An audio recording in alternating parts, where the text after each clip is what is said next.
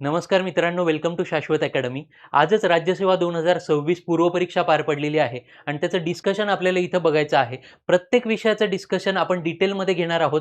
काय उत्तर अपेक्षित आहे, आयोग काय उत्तर देऊ शकतं, याची सखोल चर्चा आपण इथं करणार आहोत.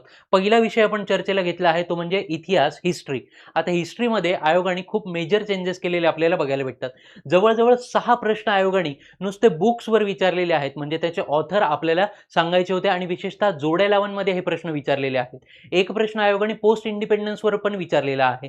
2 प्रश्न आयोगाने आपल्याला फक्त समाज सुधारकांवर विचारलेले आहेत. एक प्रश्न क्रांतिकारकांवर विचारलेला आहे. 2 प्रश्न आपल्याला म्हणजे एक ऑगस्ट ऑफर आणि दुसरा 1853च्या चार्टर कायद्यावर विचारलेला आहे. असे ते 2 प्रश्न झाले. एक प्रश्न हेमू या राज्याविषयी विचारलेला आहे आणि एक प्रश्न आपल्याला काय विचारलेला आहे, घराणे आणि त्याची राजधानी आपल्याला सांगायची आहे. अशा प्रकारचे मेजर चेंजेस आयोगाने केलेले आहेत. जवळ-जवळ तुम्हाला 8 ते 9 प्रश्न हे प्राचीन आणि मध्ययुगीन भारतावर बघायला भेटतात. ठीक आहे. पहिला प्रश्न आपण डिस्कस करूयात हिस्ट्रीचा. प्रश्न क्रमांक 1. बघा इथं नाटक आणि त्यांचे लेखक याच्या आपल्याला जोड्या जुळवायच्या आहेत. हा चेंज का केलेला आहे आयोगाने किंवा हा प्रश्न का विचारलेला आहे? बघा मी नेहमी तुम्हाला लेक्चरमध्ये सांगत असतो, की आयोगाकडे एक साठा आहे. जीएस 1, 2 आणि 4 चा. जो त्यांनी राज्यसेवा जो ऑब्जेक्टिव्ह पॅटर्न होता 2024च्या आधी, त्या साठ्यातून तो आता प्रश्न आपल्याला इतर परीक्षांमध्ये टाकताना दिसतो आहे. त्याचंच हे उत्तम उदाहरण आहे. ठीक आहे. नाटक आणि लेखक ह्याचं उत्तर बघूयात आपण. संगीत सौभद्र हे जे नाटक आहे ते कोणी लिहिलेलं होतं? तर तुमच्या अण्णासाहेब किर्लोस्कर यांनी लिहिलेलं होतं. पर्याय क्रमांक 2 एचं येणार आहे. त्याच्यानंतर थोरले माधवराव पेशवे हे जे नाटक आहे ते कोणी लिहिलेलं आहे? वीज कीर्तने यांनी लिहिलेलं आहे. म्हणजे 2 आणि 3 मधला पर्याय मला कुठं दिसतोय का इथं? तर बघा पर्याय क्रमांक 3 माझा बरोबर पर्याय याचा यायला पाहिजे. मग सी नंबर म्हणजे जानकी नावाचं जे नाटक आहे ते कोणी लिहिलेलं आहे? तर नासी फडके यांनी लिहिलेलं आहे. आणि तुमच्या आंधळ्यांची शाळा हे नाटक कोणी लिहिलेलं आहे? तर व्ही वर्तक यांनी लिहिलेलं आपल्याला बघायला भेटतं. पर्याय क्रमांक 1 याचा बरोबर येईल. म्हणजे पर्याय क्रमांक 3 प्रश्न क्रमांक 1 चं उत्तर येणं अपेक्षित आहे. दुसरा प्रश्न बघूयात. बघा, ग्रंथ दिलेले आहेत आणि आपले ग्रंथ दिलेले आहेत आणि त्यांचे लेखक दिलेले आहेत. 2 नंबरचा प्रश्न आहे हा ग्रंथांवरचा. ठीक आहे. मग वराहमिहिर यांनी काय लिहिलेलं आहे? तर तुमचं पंचसिद्धांतिका हे तुमचं ग्रंथ लिहिलेला आपल्याला बघायला भेटतो. वाघभट्ट जे आहेत त्यांनी कुठला ग्रंथ लिहिलेला आहे? अष्टांग संग्रह नावाचा ग्रंथ वाघभट्ट यांनी लिहिलेला आहे. म्हणजे 1 आणि 2 असे पर्याय असणारे पर्याय क्रमांक 4 असा माझा एकच पर्याय आहे. म्हणून पर्याय क्रमांक 4 या प्रश्नाचं बरोबर उत्तर येणार आहे. ईश्वर कृष्ण यांनी लिहिलेलं आहे सांख्य कारिका आणि प्रसदपद यांनी लिहिलेलं आहे वैशेषिक सूत्र. पर्याय क्रमांक 4 या प्रश्नाचं बरोबर उत्तर आहे. 1, 2, 3, 4 असे सलग पर्याय होते. बघा जर ऑप्शन सोपा का होता? कारण की प्रश्न अवघड होता. आयोगाने अशा पद्धतीचा प्रश्न याच्या आधी 1-2 ग्रंथ आपल्याला याच्यातले विचारलेले होते. पण इतर आपल्यासाठी नवीन होते. पुढचा प्रश्न बघूयात. प्रश्न क्रमांक 3. 1864 मध्ये डॅश डॅश या संस्कृत विद्वानाने व कट्टर समाज सुधारकाने समाज सुधारण्याच्या कार्यासाठी काय केलेलं आहे? नोकरी सोडून दिलेली आहे. बघा किती वेग प्रश्न आहे. काहीच इन्फॉर्मेशन नाही आहे त्या समाज सुधारकांच्या बाबतीतची. अजून एक प्रश्न जो आयोगाने विचारलेला आहे त्याच्यात पण अशीच वेग इन्फॉर्मेशन आयोगाने दिलेली आहे. पहिले आयोग काय करायचं? त्यांचा एखादा ग्रंथ वगैरे द्यायचं आणि त्याच्यावरून आपल्याला आयडेंटिफाय करायला सोपं जायचं. मग ह्या प्रश्नाचं उत्तर काय येणार आहे? पर्याय क्रमांक 2 या प्रश्नाचं बरोबर उत्तर येणार आहे. विष्णुशास्त्री पंडित यांनी काय केलेलं होतं? 1864 मध्ये त्यांची शाळा खात्यातली, कुठल्या खात्यात होते ते? शाळा खात्यातली जी नोकरी आहे तिला रामराम ठोकलेला होता आणि समाज सुधारणेच्या कार्यामध्ये त्यांनी स्वतःला झोकून दिलेलं होतं. 1865 मध्ये त्यांनी काय केलेलं होतं? तर ईश्वरचंद्र विद्यासागर यांचं विधवा विवाह विचार हे जे हे होतं ग्रंथ होता त्याचं मराठीत त्यांनी ट्रान्सलेट केलेलं होतं. साल लक्षात असू द्या. 1865 आणि पुस्तकाचं नाव काय आहे? विधवा विवाह नावाचं पुस्तक त्यांनी लिहिलेलं होतं. विधवा विवाह. ठीक आहे. आता हेच उत्तर का आहे? तर बघा बाळशास्त्री जांभेकर यांचं याच्या आधीच निधन झालं होतं. म्हणजे 1864च्या आधीच त्यांचं निधन झालेलं होतं. त्याच्यानंतर तुमचे म. ग. रानडे म्हणजे महादेव गोविंद रानडे यांच्याबद्दल आपल्याला माहिती आहे की ते सरकारी खात्यांमध्ये विविध सरकारी खात्यांमध्ये कार्यरत होते. 1868 मध्ये त्यांनी काय केलेलं होतं? एल्फिस्टन कॉलेज जॉईन केलेलं होतं. तिथं ते इंग्रजी आणि इतिहास शिकवत होते. म्हणून पर्याय क्रमांक 1 आणि 3 माझा येणारा नाही. आणि हे के.टी. तेलंग यांचं पण काय आहे? तर सरकारी सेवेमध्ये ते रुजू होते. म्हणून पर्याय क्रमांक 2 या प्रश्नाचं बरोबर उत्तर आहे विष्णू शास्त्री पंडित. 4 नंबरचा प्रश्न बघायचा आहे बघा. सुफी चळवळीवरचा हा प्रश्न होता. थोडासा अवघड प्रश्न आहे, म्हणजे हा सोडून दिला असता तरी काही हरकत नव्हती, कारण की आपल्याला अशा पद्धतीचे प्रश्न किंवा ह्याच्याबद्दल काहीच इन्फॉर्मेशन नसू शकते, म्हणून हा प्रश्न जर तुम्ही सोडून दिला असतात तरी काही हरकत नव्हतं. ठीक आहे. मग ह्या प्रश्नाचं बरोबर उत्तर काय येणार आहे? प्रश्न बघूयात आधी. सुफी संप्रदायातील साधनेत कोणत्या 3 विशेष क्रियांचा समावेश होतो ह्याच्याबद्दलचं उत्तर आपल्याला सांगायचं आहे. पर्याय क्रमांक 4 या प्रश्नाचं बरोबर उत्तर यायला पाहिजे. पर्याय क्रमांक 4 म्हणजे मुजाहदा, जिक्र आणि मराकब या 3 पद्धती आपल्याला बघायला भेटतात सुफी चळवळीमध्ये. पर्याय क्रमांक 4 या प्रश्नाचं बरोबर उत्तर येईल. 5 नंबरचा प्रश्न बघूयात. भुसावळ बॉम्ब खटल्यात खालीलपैकी कोणास पकडण्यात आले होते?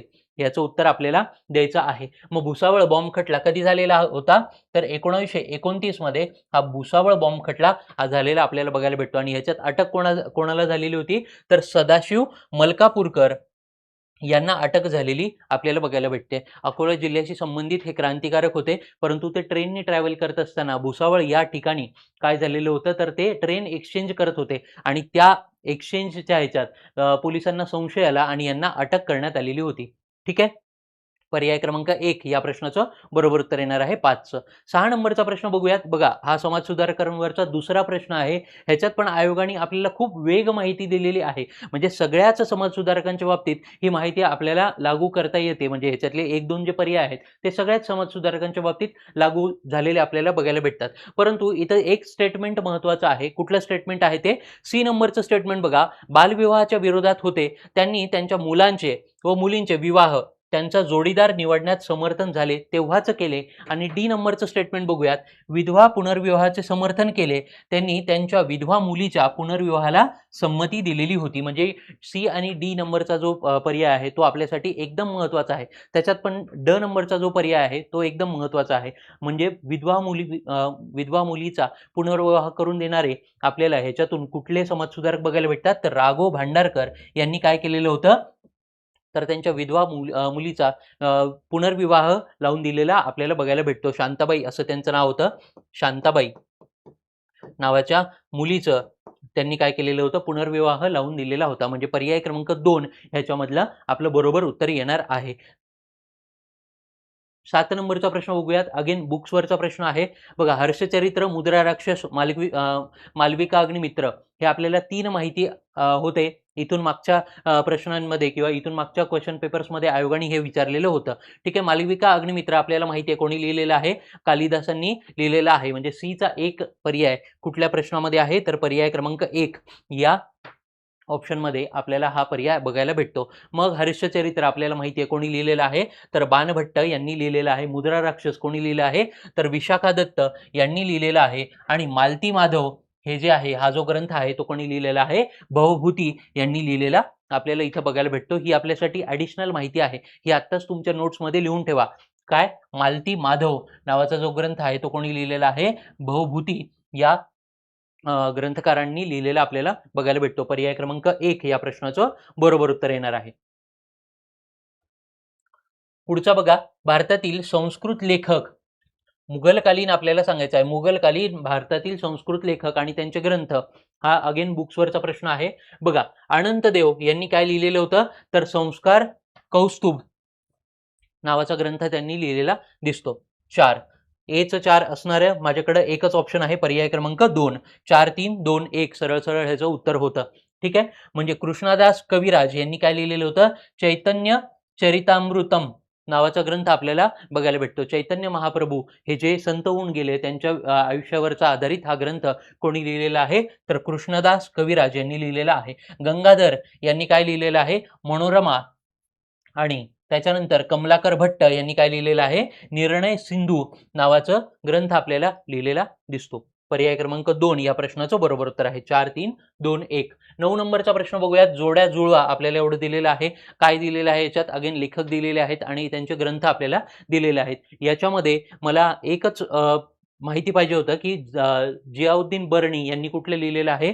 तर फतवाए जहांदरी नावाचा ग्रंथ लिहिलेला आहे. म्हणजे एचं काय पाहिजे? पर्याय क्रमांक 4 म्हणजे पर्याय क्रमांक 1 या प्रश्नाचं बरोबर उत्तर येणार आहे. प्रश्न क्रमांक 9 बघितला आपण. 10 नंबरचा प्रश्न बघूयात. 1940च्या ऑगस्ट प्रस्तावाबद्दल आपल्याला तरतुदी दिलेल्या आहेत आणि त्याच्यातले ऑप्शन्स आपल्याला निवडायचे आहेत.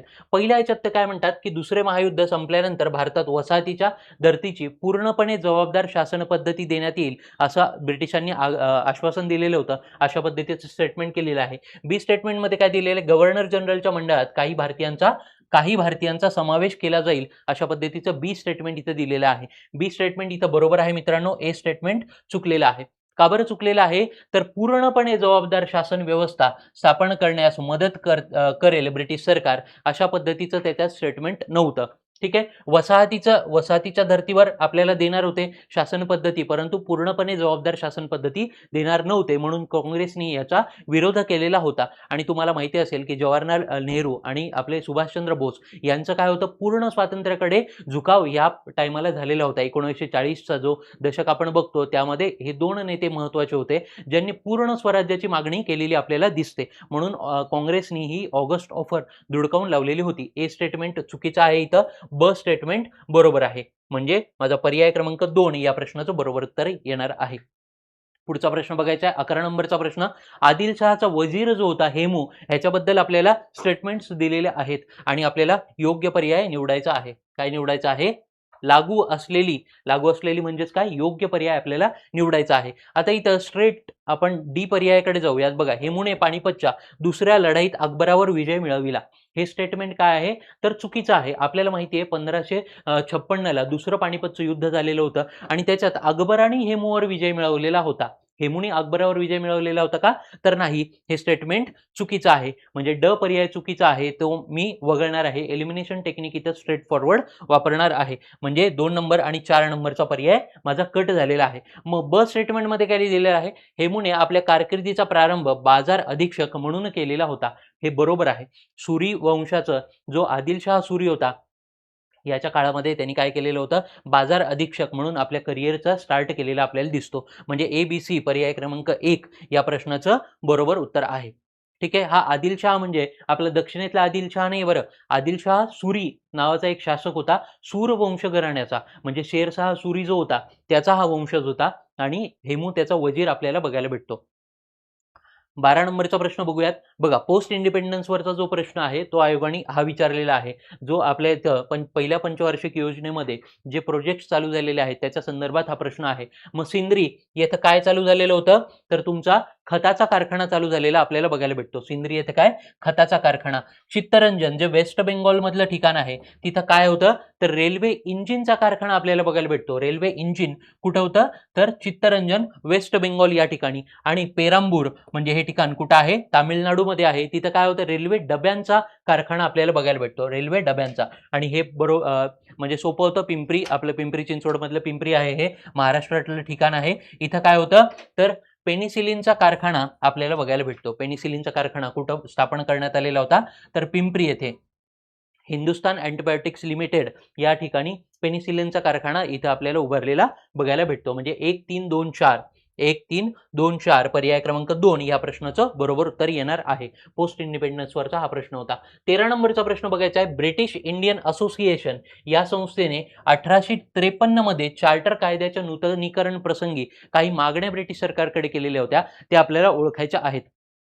मग काय, पहिल्या स्टेटमेंटमध्ये काय दिले, कायदेमंडळ, कार्यकारी मंडळ आणि न्यायमंडळ यांचे कार्यक्षेत्र स्वतंत्र असावे, ही मागणी केलेली होती का, तर केलेली होती. आपण जर पर्याय बघितला तर सगळ्या पर्यायांमध्ये म्हणजे 1 2 3 पर्यायामध्ये काय, ए स्टेटमेंट आपल्याला कॉमन दिसतं. म्हणजे पर्याय क्रमांक अ बरोबर आहे. ठीक आहे. जी दुसरी आणि ज्याच्या आपल्याला नोंदी पण सापडतात तो कुठला स्टेटमेंट आहे, मोठमोठ्या उच्च पदांचे जे वेतन आहे ते कमी करा म्हणून त्यांनी मागणी केलेली आपल्याला दिसते. बघा, राष्ट्रीय काँग्रेसचं जरी पहिलं अधिवेशन बघितलं तरी पण त्याच्यामध्ये पण ही मागणी कॉमन होती. ठीक आहे. म्हणून पर्याय क्रमांक ब माझा बरोबर आहे. क पर्यायामध्ये म्हणजे सी स्टेटमेंटमध्ये काय दिलंय, कायदेमंडळाची निर्मिती करून त्यात भारतीयांना प्रतिनिधित्व द्यावे. नव्या कायदेमंडळाची आहे बघा, नव्या कायदेमंडळाची. बघा, संस्था कुठली आहे किंवा संस्था 1853 ची आपल्याला बघायला भेटते. म्हणजे अर्ली फेज जो होता भारतीय स्वातंत्र्य चळवळीचा किंवा जेव्हा संस्था ज्या स्थापन होत होत्या तेव्हा हा अर्ली स्टेज होती. त्यावेळेस अशी मागणी करणं शक्य आहे का? तर नाही. नवी कायदेमंडळ नाही, जे कायदेमंडळ आहे तिथंच भारतीयांना प्रतिनिधित्व द्या, अशा प्रकारची त्यांनी मागणी केलेली आपल्याला बघायला भेटते. सी स्टेटमेंट चुकीचं आहे. डी स्टेटमेंटमध्ये काय दिलंय? मीठ, अबकारी कर आणि मुद्रा कर समाप्त करण्यात यावा अशी मागणी केलेली होती का? तर हे बरोबर आहे. म्हणजे माझं अ, ब, ड पर्याय क्रमांक 2 या प्रश्नाचं बरोबर उत्तर येणार आहे. क नंबरचं स्टेटमेंट, सी नंबरचं स्टेटमेंट जे आहे ते चुकीचं आहे. 14 नंबरचा प्रश्न आपल्याला बघायचा आहे. पुढील राज्यघराणी आणि त्यांचं काय? राज्य यांच्या आपल्याला जोड्या लावायच्या आहेत. बघा इथं एकच तुम्हाला माहिती पाहिजे होतं, की परमार जे घराणं आहे त्याचं राज्य कुठलं होतं? तर धार या ठिकाणी त्याचं राजधानी होती. राजधानी आपल्याला इथं दिलेली आहे. धार या ठिकाणी परमार या राज्यघराण्याची राजधानी आपल्याला बघायला भेटते. म्हणजे डी च 4 असा पर्याय क्रमांक 1 माझ्याकडं अवेलेबल आहे. ठीक आहे. गुर्जर गुर्जर या राजघराण्याची राजधानी कुठं होती? तर भ्रोच या ठिकाणी बघायला भेटते. चहुमान चहुमान म्हणजे हे कोण? चौहान आपल्याला बघायला भेटतात. चौहान यांची शाकंभरी नावाची राजधानी होती. आणि तुमचं मैत्रक यांची राजधानी कुठं होती? तर वल्लभी. म्हणजे 1, 2, 3, 4 अशा प्रकारे स्ट्रेट फॉरवर्ड आपल्याला आन्सर याचं भेटत होतं. पर्याय क्रमांक 1 या प्रश्नाचं बरोबर उत्तर आहे. 15 नंबरचा प्रश्न बघूयात. लेखकांच्या योग्य जोड्या जुळवायच्या आहेत आपल्याला. ठीक आहे. आता ह्याच्यातला एक लेखक मला माहिती असला असता, बर्नियर. बर्नियर हा फ्रेंच प्रवासी होता. त्यांनी कुठला ग्रंथ लिहिलेला आहे? तर तुमच्या ट्रॅव्हल्स इन मुघल एम्पायर अशा प्रकारचा ग्रंथ बर्नियर या फ्रेंच प्रवाशांनी लिहून ठेवलेला आपल्याला बघायला भेटतो. म्हणजे बीचं पर्याय क्रमांक 1 असं पर्याय क्रमांक 2 मध्ये मला दिलेलं आहे. बीचं 1. बर्नियरनी काय लिहिलेलं होतं? Travels in Mughal empire. यांनी काशीचं जे वर्णन आहे ते काय करून ठेवलेलं आहे? तर अथेन्स ऑफ ईस्ट म्हणून काशीचं वर्णन आपल्याला केलेलं बर्नियर यांनी बघायला भेटतं. ठीक आहे. निकोलस मनुची हा इटालियन प्रवासी होता आणि यांनी कुठला ग्रंथ लिहिलेला आहे? तर तुमचा 2 नंबरचा स्टोरिया दी मोगोर. म्हणजे मुघलांना असं त्यांनी म्हणलेलं आहे मोगोर म्हणून. निकोलस मनुची यांनी स्टोरिया द मोगोर नावाचा ग्रंथ आपल्याला लिहिलेला बघायला भेटतो. पर्याय क्रमांक 2 या प्रश्नाचं बरोबर उत्तर आहे. बघा इतिहासाचे आपले 15 प्रश्न संपलेले आहेत. मोस्ट ऑफ दी आयोगाचे प्रश्न कसे होते? तर तुमचा प्राचीन आणि मध्ययुगीन याच्यावर भर होता. जो आधुनिक भारतावर त्यांनी प्रश्न विचारलेले होते ते अगदी सोप्या पद्धतीचे होते. फक्त जे 2 समाजसुधारक त्यांनी विचारलेले होते ते वेग पद्धतीने त्यांनी दिलेले होते. त्याच्याबद्दलची एक्झॅक्ट माहिती त्यांनी दिलेली नव्हती. म्हणून ते प्रश्न तुम्हाला अवघड वाटणं साहजिक आहे. परंतु 15 पैकी तुमचे 10 जरी बरोबर आले या पेपरमध्ये, या इतिहास या सेक्शनमध्ये, तरी तुमचा चांगला स्कोर असेल. भूगोल आणि पर्यावरण या प्रश्नांचं विश्लेषण आपल्याला बघायचं आहे. या दोनही विषयांच्या बाबतीत जर आयोगाचा ट्रेंड बघितला ह्या वर्षीचा, तर तो अगदी सुपरफिशियल आहे असं आपल्याला म्हणता येईल. ते का बरं? कारण की 2-3 प्रश्न जर सोडले, म्हणजे तुमचा ग्रहांवरचा प्रश्न सोडला, कालमापनावरचा प्रश्न सोडला आणि एखाद 2 अजून प्रश्न सोडले, तर या 20 प्रश्नांमध्ये तुम्हाला एकदम सुपरफिशियल आयोगाने माहिती विचारलेली आहे आणि अगदी सोप्या पद्धतीने हे प्रश्न तुमचे टॅकल होणार होते. पहिला प्रश्न बघूयात भूगोलाचा.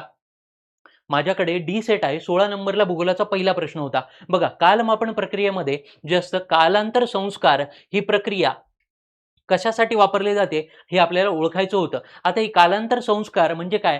जर पृथ्वीचा आपल्याला रिव्होल्यूशन बघितलं, म्हणजे पृथ्वी स्वतःभोवती फिरण्याचा जो काळ बघितला, तर तिथं आपण एक्स्ट्रा टाईम गणतो.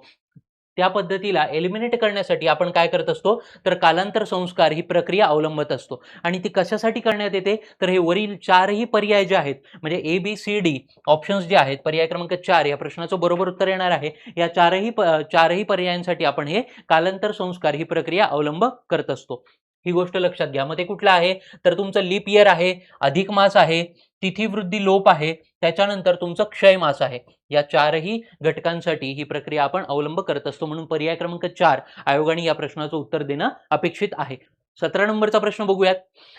9 ऑक्टोबर 2024 ला शासनाने एक निर्णय जाहीर केलेला होता आणि तुमचा बंजारा जी वस्ती असते त्याच्यावर ग्रामपंचायत स्थापन करण्यासाठी किती लोकसंख्या आवश्यक आहे तो आकडा आपल्याला इथं सांगायचा होता. बघा, 2004 पूर्वी म्हणजे 2004 ची जी परिस्थिती होती तेव्हा किती संख्या लागायची? 1000 संख्या लागायची. आता 2024 मध्ये ती संख्या बदलून शासनाने किती केलेली आहे? तर 700 एवढी लोकसंख्या असेल तर तुम्ही ह्या लमाण तांड्यावर किंवा बंजारा लोकांचा जो तांडा असतो तिथे ग्रामपंचायत स्थापन करू शकता. पर्याय क्रमांक 2 या प्रश्नाचं बरोबर उत्तर येणार आहे. 18 नंबरचा प्रश्न बघूयात. बघा, मोस्ट एक्सपेक्टेड प्रश्न होता हा. वारंवार टेस्ट सिरीजमध्ये मी हे सांगत होतो की अरवली पर्वतावर प्रश्न येणार म्हणजे येणार, आणि आपल्या टेस्ट सिरीजमध्ये हा सगळा भाग आपण कव्हर केलेला होता. ए स्टेटमेंट आपण जर इथं बघितलं तर इथं काय दिलेलं आहे, अरवली हा जगातील सर्वात तरुण वली पर्वत आहे, अशा प्रकारचं स्टेटमेंट आयोगाने दिलेलं आहे. हे स्टेटमेंट काय आहे मित्रांनो, तर चुकीचं आहे. आपल्याला माहिती आहे अरवली पर्वत जो आहे तो सर्वात वृद्ध वली पर्वत आपल्याला बघायला भेटतो. तरुण वली पर्वत आपण कशाला म्हणतो, तर हिमालयाला म्हणतो. म्हणजे अरवली वृद्ध आणि तरुण कुठला, तर हिमालय हा सर्वात तरुण वली पर्वत आपल्याला बघायला भेटतो. म्हणजे ए स्टेटमेंट माझं काय आहे इथं चुकीचं आहे. पर्याय लगेच बघून घ्यायचे आहेत. बघा, ए बरोबर. आता 3 आणि 4 मध्ये मला बी सी हे 2 स्टेटमेंट बरोबर दिलेले आहेत आयोगाने. त्याच्याकडूनच हे स्टेटमेंट बरोबर दिलेले आहेत एलिमिनेशन जर वापरलं तर. डी स्टेटमेंट मध्ये काय दिलेलं आहे, चित्तोडगड, कुंभलगड आणि रणथंबोर यांसारखे ऐतिहासिक किल्ले आहेत ते अरवली पर्वताचाच भाग आहेत. हे स्टेटमेंट काय आहे, तर बरोबर आहे. म्हणजे पर्याय क्रमांक 4 या प्रश्नाचं माझं बरोबर उत्तर येणार आहे. बी आणि सी स्टेटमेंट मध्ये काय दिलेलं आहे बघून घेऊयात. अरवली पर्वत संगमरवर, ग्रेनाइट, जस्त, तांबे यांसारखे खनिजांसाठी समृद्ध आहे. बरोबर आहे. म्हणजे प्लेन स्टेटमेंट आयोगाने दिलेलं आहे, इथं काहीच बदल केलेला नाहीये. त्याच्यानंतर शतकानुशतके खाणकाम आणि बांधकाम व्यवसायांना आधार दिलेला आहे. हे स्टेटमेंट पण काय आहे, बरोबर आहे. म्हणजे आत्ताचा जो वाद आहे तो हाच वाद आहे की तुम्ही अरवली पर्वताला काय करताय, की खाणकाम आणि हे जे बांधकाम आहेत, व्यावसायिक आहेत, त्यांच्या हवाली करण्यासाठी हा नियम करण्यात आलेला आहे, अशी टीका शासनावर आपल्याला झालेली बघायला भेटते. परंतु हे बी आणि सी हे स्टेटमेंट काय आहेत, बरोबर आहेत. डी स्टेटमेंट पण बरोबर आहे. पर्याय क्रमांक 4 ह्या प्रश्नाचं बरोबर उत्तर येणार आहे. 19 नंबरचा प्रश्न आपल्याला बघायचा आहे. बघा, मोठा प्रश्न होता. आयोगाने मल्टिपल ऑप्शन्स आपल्याला इथं दिलेले होते, परंतु जर तुम्ही प्रश्नाकडे व्यवस्थित बघितलं तर इझी प्रश्न ह्याच्यापेक्षा कुठलाच नव्हता पेपरमध्ये. ठीक आहे, बघूयात आपण प्रश्न काय दिलेला आहे. पृथ्वीपासून वातावरणात वरती जाताना आपल्याला काय करायचं आहे, जे थर आहेत त्यांचा चढता क्रम लावायचा आहे. म्हणजे पहिला कुठला ऑप्शन यायला पाहिजे, माझा तपांबर हा ऑप्शन यायला पाहिजे. पर्याय क्रमांक सी माझा पहिल्यांदा यायला पाहिजे. असं ऑप्शन्स मध्ये कुठलं दिलेलं आहे, तर पर्याय क्रमांक 3 मध्ये सी चा नंबर 1 नंबर दिलेला आहे. इतर कुठल्याच पर्यायामध्ये मला तो सापडत नाही. ठीक आहे, मग 2 नंबरला काय यायला पाहिजे माझं, तपस्तब्दी. ठीक आहे, तपांबराच्या वरती गेल्यानंतर काय होतं, तपस्तब्दी. त्याच्यानंतर माझं काय येणार आहे, सीतांबर. सीतांबराच्या नंतर माझं पर्याय क्रमांक डी स्थितस्तब्दी हा पर्याय यायला पाहिजे. आहे का पर्याय क्रमांक 3 मध्ये हे 4 ऑप्शन्स? बघा, सी जी ई डी. ठीक आहे, नंतरचा पर्याय कुठला येणार आहे, तर मध्यांबर येणार आहे. त्याच्यानंतर मध्यस्तब्दी येणार आहे आणि बी नंबरचा थर्मोस्फिअर हा माझा लास्टचा पर्याय येणार आहे. पर्याय क्रमांक 3 या प्रश्नाचं बरोबर उत्तर आहे. सोपा प्रश्न होता, लेंदी वाटू शकतो परंतु सोपा होता. पुढचा प्रश्न बघूयात. आपल्या इथं जे वनपरिमंडळे आहेत त्याचं वनक्षेत्र तुम्हाला जोड्या लावायच्या होत्या. बघा, इथं जर तुम्ही लॉजिकली विचार केला असतात तर तुम्हाला हा घटक माहिती नाही तरी पण तुम्हाला लॉजिकली हा प्रश्न सोडवता आला असता. सर्वात जास्त वनांचं प्रमाण कुठं आहे, गडचिरोली या जिल्ह्यामध्ये आहे, हे आपल्याला माहिती आहे. गडचिरोली जिल्हा म्हणजे सर्वात जास्त टक्केवारी कुठं असेल, तर गडचिरोली. म्हणजे 2 नंबरचा पर्याय गडचिरोलीला दिला. बघा, लगेच ऑप्शन मध्ये बघूयात कुठल्या पर्यायामध्ये दिलेला आहे. एचं 2, एकच पर्याय आहे, पर्याय क्रमांक 1. ठीक आहे, सर्वात जास्त प्रमाण 20.8% एवढं वनक्षेत्र गडचिरोलीमध्ये आहे. त्याच्या खालोखाल कोणाचं प्रमाण असेल, तर नागपूर या वनमंडळाचं वनपरिमंडळ आपल्याला दिलेलं आहे. नागपूर वनपरिमंडळाचं प्रमाण आपल्याला बघायला भेटतं. म्हणजे 12.5 हे कशाला, नागपूरला. त्याच्या खालोखाल धुळे आणि त्याच्या खालोखाल ठाणे. म्हणजे 4 नंबरचा पर्याय धुळ्याला आणि ठाण्याला किती, 3 नंबरचा पर्याय 9.5% एवढं ठाणे परिमंडळामध्ये आपल्याला वनांचं प्रमाण बघायला भेटतं.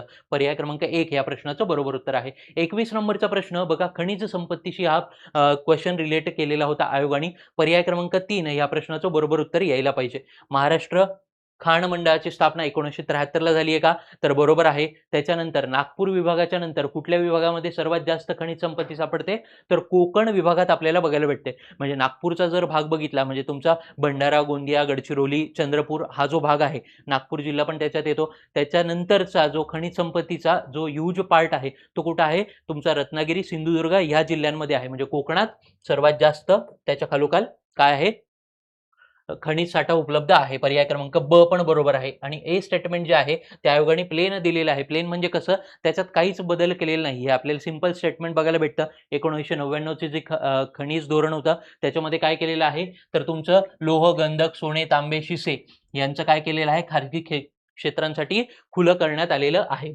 म्हणजे पर्याय क्रमांक 3 या प्रश्नाचं बरोबर उत्तर येणार आहे.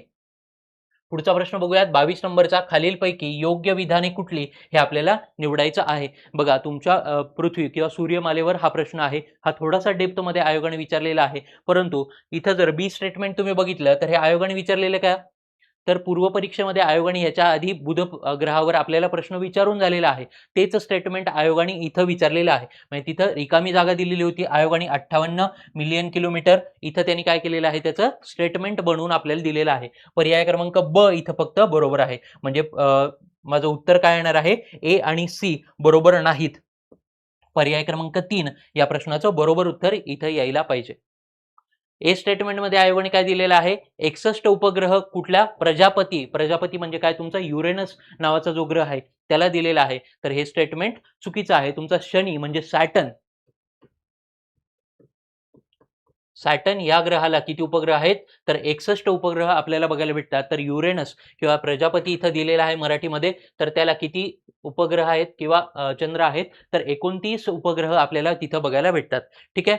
प्रजापती ग्रह, युरेनस, आता प्रजापती हे किती लोकांना माहित असेल माहित नाही, मग त्यासाठी तुम्ही काय करायला पाहिजे होतं, तर इंग्लिश स्टेटमेंटचा आधार ह्याच्यासाठी घ्यायला पाहिजे होता. प्रजापती ग्रह सूर्यापासून 4495 मिलियन किलोमीटर आहे. तर हे डिस्टन्स कोणाचं दिलेलं आहे आयोगाने, तर नेपच्यून या ग्रहाचं डिस्टन्स तुम्हाला या स्टेटमेंटमध्ये दिलेलं आहे.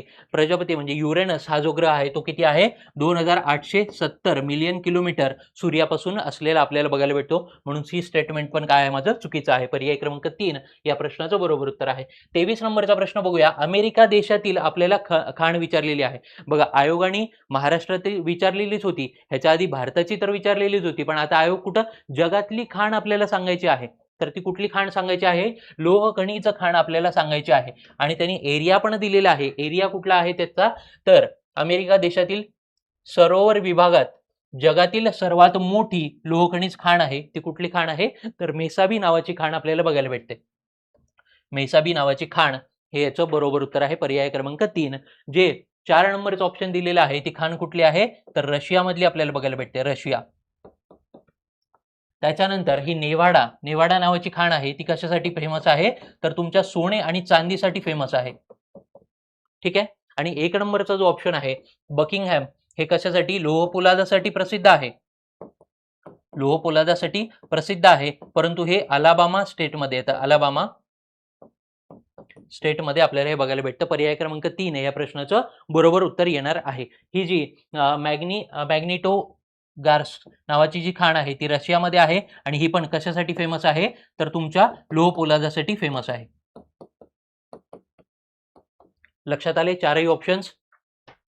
पर्याय क्रमांक 3 या प्रश्नाचं बरोबर उत्तर येणार आहे. जोड्या लावा आपल्याला विचारलेले आहेत, शहर आणि त्याच्याबद्दलची विशेष बाब विचारलेली आहे. बघा रिसेंटलीच आयोगाचे जे PYQ तुम्ही बघितले असते, तर छत्रपती संभाजीनगर ह्याच्याबद्दल आयोगाने प्रश्न विचारलेला होता. म्हणजे आयोगाने त्या प्रश्नामध्ये काय विचारलेलं होतं, सिटी ऑफ लेक्स, सिटी ऑफ गेट्स, अशा प्रकारच्या आपल्याला जोड्या लावा तिथं विचारलेल्या होत्या.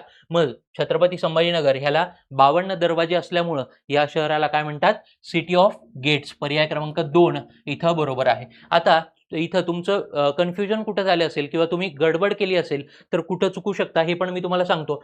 जालना जिल्हा आपल्याला माहिती आहे, जालना जिल्ह्याचं काय, तो नवीन जिल्हा निर्माण झालेला आहे छत्रपती संभाजीनगरमधून. मग पर्याय क्रमांक 1 तुम्ही जर इथं दिला असेल गडबडीत, तर तो तुमचा चुकलेला आहे मित्रांनो. कारण की बघा 2 नंबर कुठं आहे, एचं 2 नंबर पर्याय क्रमांक 2 आणि 4 मध्ये. तसंच डीचं 1 आहे का कुठल्या पर्यायामध्ये, म्हणजे पर्याय क्रमांक 2 इथं बरोबर त्यांनी तुम्हाला फसवलेलं आहे. त्यांनी तुमच्या सायकोलॉजी सोबत खेळलेलं आहे. तुम्हाला माहिती आहे की वर्धा जिल्ह्याचं आपण जनरली वाचत नाही की वर्धा जिल्हा नवीन बनलेला आहे. मग नवीन जिल्हा कुठला बनलेला आहे, जालना. मग मी डीचं काय करतो, 1 नंबरचा पर्याय मार्क करण्याची माझी टेंडन्सी असते. तेच त्यांनी ओळखलेलं आहे आणि आधीचा पर्याय त्यांनी कसा दिलेला आहे, डीचं 1 म्हणून दिलेला आहे. परंतु याचं उत्तर बरोबर काय येणार आहे, पर्याय क्रमांक 4. कारण की जालना जिल्ह्याची निर्मिती कधी झालेली आहे, 1981 ला झालेली आहे. 1962 ला झालेली आहे का, तर नाही. 1962 ला स्वतंत्र जिल्हा घोषित कुठला करण्यात आलेला होता, तर वर्धा जिल्हा घोषित करण्यात आलेला होता. म्हणजे सी ला माझं 1 येणार आहे. बी ला काय येणार आहे, गोंदिया कशासाठी फेमस आहे, तांदळाचे शहर, सिटी ऑफ राईस म्हणून प्रसिद्ध आहे. तर तुमचं जालना जिल्ह्यामध्ये काय उपग्रह अणुश्रवण केंद्र म्हणजे आंतरराष्ट्रीय दर्जाचं उपग्रह अणुश्रवण केंद्र हे कुठं आहे? जालना जिल्ह्यामध्ये इंदेवाडी नावाचं एक ठिकाण आहे. इंदेवाडी या ठिकाणी हे केंद्र आपल्याला बघायला भेटतं. म्हणजे 2, 3, 1, 4 पर्याय क्रमांक 4 माझं या प्रश्नाचं बरोबर उत्तर येणार आहे. जर गडबड केली असेल तरच हा प्रश्न चुकला असेल, नाहीतर इझी प्रश्न होता. 25 नंबरचा प्रश्न बघूयात. गावातील शेतजमिनी गावातील समुदायांच्या संयुक्त मालकीच्या होत्या आणि जमीन महसूल भरण्याची जबाबदारी सदस्यावर संयुक्तपणे होती. इथं काय दिलेलं आहे? संयुक्तपणे. हा वर्ड जो आहे आपल्यासाठी खूप महत्वाचा आहे. संयुक्तपणे जबाबदारी कुठल्या म्हणजे शेतजमिनी महसूल भरण्याच्या पद्धतीमध्ये होती? तर महालवारी नावाची जी पद्धत होती त्यामध्ये काय होतं? तर तुम्ही संयुक्तपणे म्हणजे एका गावाची संयुक्त जबाबदारी होती की तुम्ही कर भरायचा आहे. ठीक आहे. जमीनदाराला आपण कर भरायचो. रयतवारीमध्ये काय होतं की रयतवारीमध्ये इंडिव्हिज्युअल शेतकऱ्याची जबाबदारी होती कर भरणं. परंतु महालवारीमध्ये काय होतं? संपूर्ण गावाची किंवा तो जो एरिया आहे त्याची जबाबदारी होती कर भरणं. म्हणून पर्याय क्रमांक 2 या प्रश्नाचं बरोबर उत्तर येणार आहे. हे पटवारी हे त्यांनी आयोगाने काय केलेलं आहे? मेड अप ऑप्शन आहे हे. ठीक आहे. म्हणजे 1, 2 आणि 4 ह्याच्यामधलंच तुम्ही उत्तर लिहायला पाहिजे होतं. पर्याय क्रमांक 2 हा या प्रश्नाचं बरोबर उत्तर आहे. 26 नंबरचा प्रश्न बघूयात. आपल्याला काय यादी दिलेली आहे? जिल्हे आणि लोकसंख्येतील 2001 ते 2011 दशवार्षिक वाढ आपल्याला सांगायची होती. बघा 100दा सांगून झालेलं आहे विद्यार्थ्यांना टेस्ट सिरीजमध्ये की दशवार्षिक वाढ, लिंग गुणोत्तर, साक्षरता याच घटकांवर आयोग प्रश्न विचारणार आहे. आणि हे जे त्यांनी ऑप्शन्स दिलेले आहेत ते ऑप्शन्स काय केलेले आहेत? पहिल्या 5 मधून 4 उचलले त्यांनी. ठीक आहे. आणि त्याच्यावर आपल्याला प्रश्न विचारलेला आहे. मग सर्वाधिक दशवार्षिक वाढ महाराष्ट्रामध्ये 2011च्या जनगणनेनुसार कुठल्या जिल्ह्याची झालेली आहे? तर ठाणे या जिल्ह्याची सर्वाधिक दशवार्षिक वाढ आपल्याला बघायला भेटते. म्हणजे 10 वर्षात सर्वाधिक वाढ कुठल्या जिल्ह्याची झालेली आहे? ठाणे जिल्ह्याची झालेली आहे. म्हणजे पर्याय क्रमांक 4 माझं या प्रश्नाचं ए स्टेटमेंटचं जे आहे ते मी पर्याय क्रमांक 4 ला जोडणार आहे. तसं कुठलं ऑप्शन आहे का? पर्याय क्रमांक 2 हा मला ऑप्शन दिसतो आहे. 35.94 ठाण्याची वाढ झालेली आहे. 36.01 होती जेव्हा ठाणे आणि पालघर एकत्र होते.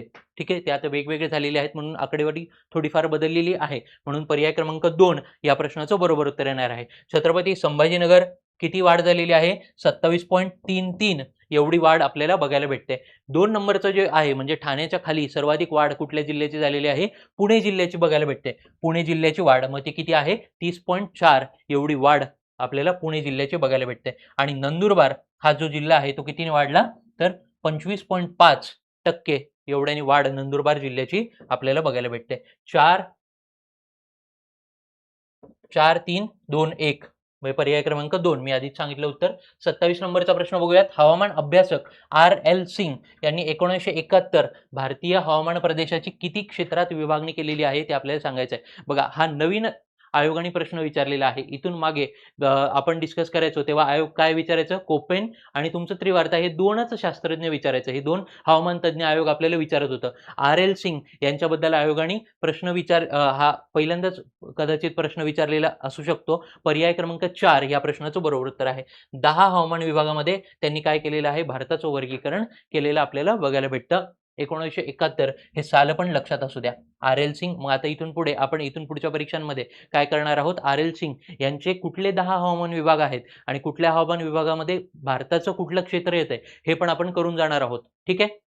पर्याय क्रमांक 4 या प्रश्नाचं बरोबर उत्तर आहे. 28 नंबर. भारतामध्ये तांदूळ आणि गव्हाचे प्रति हेक्टरी उत्पन्न 2023 आणि 24 वर्षात किती होते?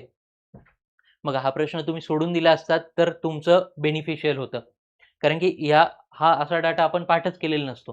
ठीक आहे. म्हणजे 2023-24 चा डाटा विचारलाय आणि प्रति हेक्टरी आपल्याला उत्पन्न विचारलेलं आहे. तर ते किती आहे? पर्याय क्रमांक 3 या प्रश्नाचं बरोबर उत्तर यायला पाहिजे. म्हणजे तांदूळ या पिकाचं किती? 2,882 एवढं आणि तुमच्या गव्हाचं किती? 3,559 किलोग्रॅम एवढं प्रति हेक्टरी उत्पन्न 2023-24 मध्ये होतं. हा प्रश्न स्किप केला असता तरी काही हरकत नव्हती. म्हणजे तुम्हाला बेनिफिशियलच राहिलं असतं. 29 नंबरचा प्रश्न बघूयात. आपल्याला स्थलांतरित शेतीबद्दलचा प्रश्न विचारलेला आहे. देशांमध्ये त्याला काय नाव आहे हे आपल्याला सांगायचं आहे. आयोगाने बऱ्याचदा हा प्रश्न विचारलेला आहे आणि इथं पण आयोगाने पर्याय सोपे करून तुम्हाला दिलेले आहेत. बघा ईशान्य भारतात काय म्हणतात स्थलांतरित शेतीला? झूम. बघा बीचं 3 लावलं, अशा प्रकारचं एकच ऑप्शन आयोगाने मला दिलेलं आहे. पर्याय क्रमांक 2 या प्रश्नाचं स्ट्रेट फॉरवर्ड उत्तर येणार आहे. म्हणजे कांगो आणि मध्य आफ्रिकामध्ये तिला काय म्हणतात, मसोले नावाने ओळखतात स्थलांतरित शेतीला. ठीक आहे. तुमच्या व्हिएतनाममध्ये तिला काय म्हणतात, रे म्हणतात आणि ब्राझीलमध्ये काय म्हणतात तर रोका. अशा प्रकारचं तिचं नाव आहे. स्ट्रेट फॉरवर्ड आपल्या स्टेट बोर्ड मधून हा प्रश्न उचललेला आहे आयोगाने आणि तुम्हाला ईशान्य भारताला 3 देऊन एकाच ऑप्शन मध्ये आयोगाने काय केलेला आहे, सोपा प्रश्न हा बनवलेला आहे. पर्याय क्रमांक 2 या प्रश्नाचं बरोबर उत्तर येणार आहे. 30 नंबरचा प्रश्न बघूयात. हिमालयाचा प्रादेशिक विभाग आणि त्याचा आपल्याला जोड्या लावायच्या आहेत. बघा, आयोगाने बऱ्याचदा आपल्याला व्हर्टिकल क्लासिफिकेशन हिमालयाचं विचारलेलं आहे. हॉरिझॉन्टल क्लासिफिकेशन बद्दलचा हा प्रश्न आहे. ठीक आहे. मग पंजाब हिमालय कुठून कुठपर्यंत आहे, सिंधू ते सतलज नदीपर्यंत आहे. सिंधू ते सतलज. पर्याय क्रमांक अ च काय येईल, 4. ठीक आहे. मग बघूयात, तसा एकच ऑप्शन आहे. म्हणजे आयोगाने बघा सगळ्या जोड्या लावा विचारलेल्या आहेत, बऱ्याचशा जोड्या लावा ज्या विचारलेल्या आहेत त्याच्यात एक तुम्हाला माहिती असेल तरी तुमचं काम होत होतं. कुमाऊ हिमालय कुठं आहे मग, सतलज आणि काली नदीपर्यंत. नेपाळ हिमालय कुठं, काली आणि तिस्ता नदी. आणि तुमचा आसाम हिमालय कुठं, तिस्ता ते ब्रह्मपुत्रा नदी. अशा प्रकारचा ऑप्शन माझा पाहिजे होता. पर्याय क्रमांक 1 या प्रश्नाचं बरोबर उत्तर आहे. बघा, एन्व्हायरमेंटचे प्रश्न आपण लगेच डिस्कस करून घेऊयात. एन्व्हायरमेंटचे 5 प्रश्न होते आणि जिओग्राफीचे 15 प्रश्न होते. खालीलपैकी कोणते विधान बरोबर नाही आपल्याला सांगायचं आहे. ए नंबरच्या ऑप्शन मध्ये काय दिले आहे, 1992 मध्ये मॉन्ट्रियल येथे पर्यावरण आणि विकास विषयक संयुक्त राष्ट्र परिषद आयोजित करण्यात आली होती. आत्ताच जो ग्रुप बी 2025 झालेली आहे त्याच्यामध्येच आयोगाने हे दिलेलं होतं. ठीक आहे. तिथं पण एक्सप्लेन केलेलं होतं. इथं परत 1992 मध्ये कुठं झाली होती, रियो दी जेनेरियो, ब्राझील या ठिकाणी ही परिषद झालेली होती. म्हणून पर्याय क्रमांक ए काय आहे माझं, चुकीचं आहे. त्याच्यानंतर 1987 ब्रुटलँड अहवाल नैरोबी येथील संयुक्त राष्ट्राच्या दुसऱ्या परिषदेशी संबंधित आहे. हे स्टेटमेंट पण काय मित्रांनो, चुकीचं आहे. ही नैरोबी परिषद कधी झालेली होती, 1982 मध्ये झालेली होती. कधी झाली होती, 1982 मध्ये. मग 1987च्या ब्रुटलँड आयोगाशी त्याचा काही संबंध होता का, तर नाही. C statement वाचूयात. मानव निर्मित हवामान बदलाच्या समस्यांचे निराकरण करणे हे क्वेटो प्रोटोकॉलचा उद्देश होता. हे स्टेटमेंट काय आहे तर बरोबर आहे. 1997चा हा क्वेटो प्रोटोकॉल आहे, लक्षात असू द्या. हे स्टेटमेंट माझं इथं बरोबर आहे. आपल्याला काय विचारलेलं आहे, बरोबर नाहीत. म्हणजे पर्याय क्रमांक 3 माझ्या या प्रश्नाचं बरोबर उत्तर येणार आहे. ए आणि बी हे विधान बरोबर नाहीत.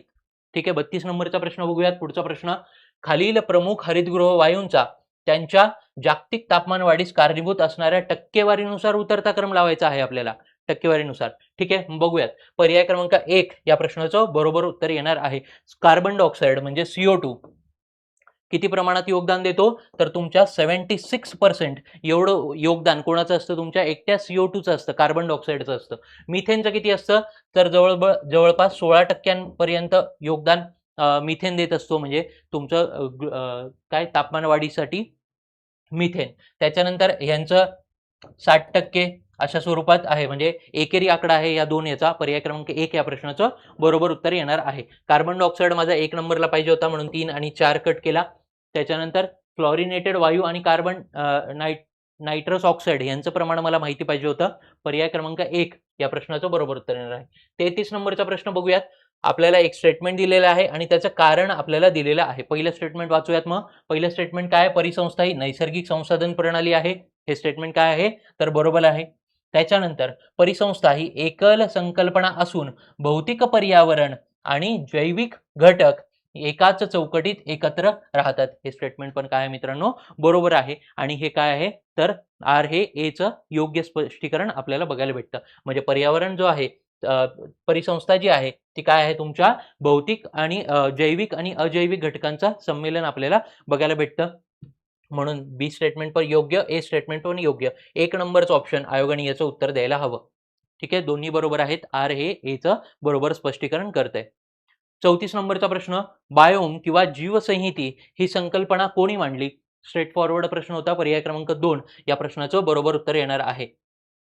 एफ क्लेमेंट्स यांनी 1916 मध्ये ही संकल्पना आपल्याला दिलेली आहे, बायोम नावाची.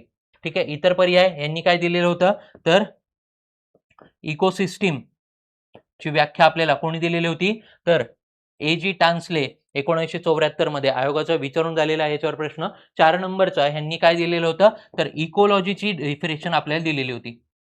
इकोलॉजीची डेफिनेशन कोणी दिली होती? E.H. हेकेल 1933 मध्ये यांनी डेफिनेशन दिलेली आहे. ठीक आहे. 35 नंबरचा प्रश्न बघूयात. खालीलपैकी कोणते विधान मॉन्ट्रियल कराराशी संबंधित आहे? मॉन्ट्रियल कराराशी संबंधित असणारं विधान आपल्याला सांगायचं आहे. 1987 चा हा करार आहे. ठीक आहे, पहिलं बघूयात. ओझोन थराचा ऱ्हास थांबवण्यासाठी क्लोरोफ्लोरोकार्बनची निर्मिती वापर कमी करणे हे मॉन्ट्रियल कराराचं काय होतं, करार संबंधित आपल्याला बघायला भेटतं. त्याचा उद्देशच हा होता. ए स्टेटमेंटमध्ये दिलेला आहे. बी स्टेटमेंटमध्ये काय दिलेलं आहे, पृथ्वी आणि तिच्या पर्यावरणाच्या संरक्षणासाठी परिस्थितिकी संतुलन आणि जैवविविधता समृद्ध करण्यासाठी कार्य करणे. बघा ह्याच्यात काय दिलेलं आहे, जैवविविधता समृद्ध करण्यासाठी कार्य करणे. हे कशाचं आहे, मॉन्ट्रियल कराराचं नाही तर तुमचा CBD म्हणजे जैवविविधतेशी संबंधित जो करार आहे त्याचा आपल्याला हे मुख्य घटक बघायला भेटतो. ठीक आहे. त्याच्यानंतर ध्रुवातील प्रदूषणाचा अभ्यास अशा पद्धतीचा पण मॉन्ट्रियल कराराचा उद्देश काही नव्हता, म्हणून पर्याय क्रमांक 1 या प्रश्नाचं बरोबर उत्तर येणार आहे. फक्त हे स्टेटमेंट काय आहे, बरोबर आहे. बघा एन्व्हायरमेंटचे प्रश्न झालेले आहेत. एन्व्हायरमेंटच्या प्रश्नामध्ये काय होतं की आपल्याला एक घटक तो माहिती पाहिजे होता की कोणी व्याख्या दिलेली आहे. तो घटक जर वगळला तर इतर आपण लॉजिकली ते प्रश्न सोडवू शकत होतो. भूगोलाच्या प्रश्नांबद्दल आपण आधीच बोललेलो आहोत की भूगोलामध्ये 2-3 प्रश्न जर तुम्ही सोडले तर सगळा घटक इझी होता. म्हणजे 20 पैकी तुम्हाला इथं 17-18 जर मार्क आले तर तुम्ही उत्तम पेपर सोडवलेला आहेत. पास होण्याचे चान्सेस अगदी जास्त आहेत. थँक्यू. अर्थशास्त्र या विषयाचे एकूण 15 प्रश्न विचारले होते. त्याचं आपण अनालिसिस करणार, त्याची संभाव्य उत्तर बघणार. आपण त्यासाठी डी सेट निवडलेले आहे. डी सेट मध्ये क्वेश्चन नंबर 36 पासून ते क्वेश्चन नंबर 50 पर्यंत आपल्याला एकूण 15 प्रश्न विचारलेले बघायला मिळतात. त्यामध्ये बघा पहिला प्रश्न होता खालील विधाने विचारात घ्या. त्यामध्ये पहिलं विधान होतं 2017 मध्ये भारताची लोकसंख्येची घनता दक्षिण कोरियापेक्षा जास्त होती. आता बघा भारताची लोकसंख्या 2017 मध्ये काय किंवा आता काय ही दक्षिण कोरियापेक्षा कमी असलेले बघायला मिळते. दक्षिण कोरियाची जी लोकसंख्या आहे किंवा घनता आहे ती 527 व्यक्ती प्रति चौरस किलोमीटर आणि भारताची जी घनता आहे ती 450 व्यक्ती प्रति चौरस किलोमीटर असलेल्या बघायला मिळते. त्यामुळे हे विधान जे आहे ते एक्झॅक्टली काय आहे, चूक आहे. जास्त नाही तर ती कशी आहे, कमी आहे असं आपल्याला म्हणावं लागेल. नंतर विधान क्रमांक 2 बघा 2017 मध्ये भारताच्या लोकसंख्येची घनता ही बांगलादेशपेक्षा काय होती, कमी होती. बघा भारताच्या लोकसंख्येची घनता ही बांगलादेशपेक्षा काय होती, कमी होती. तर एक्झॅक्टली हे विधान काय आहे, बरोबर आहे. बांगलादेशची लोकसंख्येची घनता आहे ती 1252 व्यक्ती प्रति चौरस किलोमीटर आहे. तर भारताची जी घनता आहे ती 550 व्यक्ती प्रति चौरस किलोमीटर असलेल्या आपल्याला बघायला मिळते. त्यामुळं हे विधान आपल्याला काय बघायला मिळतं, तर एक्झॅक्टली बरोबर आहे बघायला मिळतं. बांगलादेशपेक्षा कशा आहे, कमी आहे. त्यामुळे काय विचारले, विधाने विचारात घ्या आणि योग्य विधान निवडा. कोणतं विधान निवडा, योग्य विधान निवडा असं विचारले. त्यामुळे विधान कोणतं योग्य आहे, तर बी हे विधान काय आहे, योग्य आहे. ए विधान काय चूक असलेलं बघायला मिळतं. तेव्हा पर्याय क्रमांक 2 हा एक्झॅक्टली बरोबर असलेला बघायला मिळतो. बघा पहिला प्रश्न विचारला होता. तसं बघा दुसरा प्रश्न विचारला होता महाराष्ट्रातील सार्वजनिक वितरण व्यवस्था या संदर्भात पुढील विधानांचा विचार करा. पीडीएस म्हणतो आपण, पब्लिक डिस्ट्रीब्युशन सिस्टीम. त्याला आपण राशन धान्य दुकानापर्यंत आपले जे काही धान्य येऊन पोहोचतं त्याला आपण पीडीएस असं म्हणतो, पब्लिक डिस्ट्रीब्युशन सिस्टीम. त्यामध्ये काय एकूण 3 विधाने विचारले. पहिलं विधान आहे डिसेंबर 2025 पर्यंत राज्यात एकूण 270.48 लाख शिधापत्रिका धारक होते. आता हा जो आकडेवारी आहे ते आपल्याला आकडेवारी दिली महाराष्ट्राच्या आर्थिक पाहणी अहवाल 2025-26 नुसार ही आकडेवारी दिली. त्यामध्ये एक्झॅक्टली दिलेली आहे 270.84 लाख कोटी शिधापत्रिका होत्या. इथं आकड्यांची फेरफार केलेली बघायला मिळते आपल्याला. 84 ऐवजी 48 काय वापरलाय, आकडा वापरलेला बघायला मिळतो. एकूण आपल्याला जी आकडेवारी बघायला मिळते 270.84 लाख इतक्या व्यक्तींना आपण काय केलेलं आहे, तर राशन धान्य जे कार्ड आहे ते कार्ड दिलेलं आहे, त्याला आपण शिधापत्रिका म्हणतो. शिधापत्रिका प्रोव्हाइड केले आहेत. त्यामुळे विधान ए हे काय आहे, चूक आहे. नंतर पुढे तर विधान बी बघा 31 ऑक्टोबर 2025 रोजी राज्यात 51,636 रास्त भाव दुकाने कार्यरत होती. तर जे राशन धान्य दुकान म्हणतो आपल्या राज्यामध्ये कार्यरत होती 51,636. हे पण एक्झॅक्टली बरोबर आहे. महाराष्ट्राचा आर्थिक पाहणी अहवाल 2025-26 मध्ये हा आकडा एक्झॅक्टली दिलेला आहे. नंतर पुढे येतं ऑक्टोबर 2025 पर्यंत सुमारे 1.55 कोटी कुटुंबांना आधार आधारित बायोमेट्रिक प्रमाणीकरणाद्वारे सीधा वस्तूंचा वापर देण्यात आला आहे. आता हे विधान पण बरोबर आहे. 1.55 कोटी कुटुंबांना काय करण्यात आलेलं आहे, तर बायोमेट्रिकला जोडण्यात आलेलं आहे शिधापत्रिकेनं. त्यामुळे हे विधान देखील बरोबर आहे. बी आणि सी विधान काय बरोबर आहे. आता काय विचारले, वरीलपैकी कोणते विधान बरोबर आहे असे विचारले. तर वरीलपैकी कोणते विधान बरोबर आहे, तर बी आणि सी हे विधान बरोबर आहे. पर्याय क्रमांक 2 बी आणि सी हे विधान आपल्याला एक्झॅक्टली बरोबर असलेलं बघायला मिळेल. बघा पुढचा प्रश्न विचारलाय पहिली आणि चौथी पंचवार्षिक योजना यांचा कालावधी अनुक्रमे डॅश डॅश व डॅश डॅश आहे. पहिल्या आणि चौथ्या पंचवार्षिक योजनेचा कालावधी विचारलाय. पहिल्या पंचवार्षिक योजनेचा कालावधी आपल्याला सर्वांना माहिती आहे, तो किती आहे? 1951 ते 1956 हा पहिल्या पंचवार्षिक योजनेचा कालावधी आहे. नंतर दुसरी पंचवार्षिक योजना होती 1956 ते 1966. नंतर तिसरी पंचवार्षिक योजना आखण्याच्या आधीच काय झालं तर 1965 असेल 66 असेल या दरम्यान काय झालं तर युद्ध असेल दुष्काळ असेल यांच्यामुळे काय केलं तर योजनांचा कालावधीला सुट्टी देण्यात आली. त्याला आपण योजनांचा सुट्टीचा कालावधी काय त्याला प्लॅन हॉलिडे असं म्हणतो. 1966 ते 1969 या दरम्यान आपण काय म्हणतो तिसरी पंचवार्षिक योजना न म्हणता आपण प्लॅन हॉलिडे असं म्हणतो. आणि मग चौथी पंचवार्षिक योजना आखण्यात आली ती 1969 ते 1974. म्हणजे पहिली पंचवार्षिक योजना होती 1951 ते 1956 आणि चौथी पंचवार्षिक योजना होती 1969 ते 1974. कुठे येतं बघा तर पर्याय क्रमांक 2 1951 ते 1956 आणि 1969 ते 1974 ह्या आपल्याला पहिल्या आणि चौथ्या पंचवार्षिक योजनेचा कालावधी आपल्याला बघायला मिळतो. बघा पर्याय क्रमांक काय येतो 2 येतो. पुढे बघा तेंडुलकर समितीने निदर्शनास आणल्याप्रमाणे दारिद्र्याची संकल्पना डॅश डॅश यासारख्या मूलभूत मानवी गरजांच्या संदर्भात सामाजिक वंचितेशी संबंधित आहे. आता सुरेश तेंडुलकर समिती नेमली गेली होती 2004-5 मध्ये. आता आणि आपला रिपोर्ट यांनी सबमिट केला तो 2009 ला रिपोर्ट सबमिट केला. यापूर्वीच्या काही समित्या नेमल्या गेल्या होत्या. या समितीने काय केलं तर कॅलरी मूल्य हा महत्वाचा घटक मानला आणि सुरेश तेंडुलकर समितीने पहिल्यांदाच कॅलरी मूल्य सोडून जे काय 5 मूलभूत गरजा आहेत अन्न वस्त्र निवारा शिक्षण आणि आरोग्य या घटकांसंबंधी काय केलं पहिल्यांदाच विचार केला आणि त्या सगळ्या घटकांना काय केलं त्यांनी इन्क्लूड केलं. आता एकूण त्यांनी 5 घटक दिलेत बघा कुठले कुठले पुरेसे पोषण आवश्यक म्हणजे हा घटक कोणता येतो अन्न. नंतर पुरेसा निवारा आवश्यक हा घटक येतो निवारा. नंतर पुरेशी वस्त्र उपलब्धता म्हणजे हा येतं वस्त्र. टाळण्यायोग्य रोगापासून सुटका आवश्यक म्हणजे काय आरोग्य. आणि किमान शिक्षण आवश्यक म्हणजे काय तर शिक्षण. बघा या सगळ्यांचा त्यांनी इन्क्लुडेशन केले अन्न वस्त्र निवारा आरोग्य आणि शिक्षण या 5ही मूलभूत गरजांचं काय केलं त्यांनी एकत्रीकरण केले. त्यामुळे वरीलपैकी या सर्वच घटकांचा त्यांनी काय केला होता विचार केला होता आणि मग दारिद्र्याचं कॅल्क्युलेशन केलं होतं. तर पर्याय क्रमांक 4 हा एक्झॅक्टली बरोबर असलेला बघायला मिळतो. पुढील बघा मातृत्व लाभ अधिनियम 1961 अंतर्गत बाळंतपणापूर्वी आणि नंतर महिलांसाठी असलेल्या रोजगार नियमांबाबत खालीलपैकी कोणते विधाने अयोग्य आहेत काय विचारले अयोग्य विधानं ओळखायला सांगितले. एकूण 4 विधानं दिलेत. कोणता अधिनियम विचारलाय मातृत्व लाभ अधिनियम 1961 याचं कलम 4 आणि 6 खूप आपल्यासाठी खूप महत्वाचं. बघा कलम 4 नुसार या अधिनियमाच्या कलम 4 नुसार बाळ जन्मानंतर 6 आठवड्याची रजा अनिवार्य आहे. किती आठवड्याची 6 आठवडे बरोबर आहे 42 दिवसांची किंवा 6 आठवड्याची रजा पूर्णपणे अनिवार्य आहे. कलम आर्टिकल 2 म्हणजे 4 आर्टिकल 4 नुसार आपल्याला काय बघायला मिळतं तर 42 दिवसांची रजा म्हणजेच एकूण 6 आठवड्यांची रजा आपल्याला अनिवार्य आहे. दुसरं येतं ते म्हणजे काय या अधिनियमानुसार बाळंतपणापूर्वी 6 आठवडे आणि बाळंतपणानंतर ना 8 आठवडे. आता हे दोन्ही आकडे चुकलेले आहेत. बाळंतपणापूर्वी 8 आठवडे आणि बाळंतपणानंतर ना 18 आठवडे म्हणजे असे एकूण टोटल मिळून 26 आठवड्यांची रजा अनिवार्य आहे. कलम नंबर 6 नुसार आर्टिकल 6 नुसार आर्टिकल किती नुसार 6 नुसार आपल्याला एकूण 26 आठवड्यांची रजा काय मिळते महिलेला मिळत असते. नंतर ना पुढे येतं हा अधिनियम कर्मचाऱ्यांची किमान संख्या विचारात न घेता सर्व आस्थापनांना लागू आहे. तर सर्व आस्थापनांना लागू नाही आहे. कोणत्या आस्थापनांना लागू आहे ज्या आस्थापनामध्ये 10 किंवा त्यापेक्षा जास्त लोक काम करतात कर्मचारी काम करतात त्याच आस्थापनांना फक्त हा नियम लागू आहे. बाकीच्या आस्थापनांना हा नियम लागू नाहीये.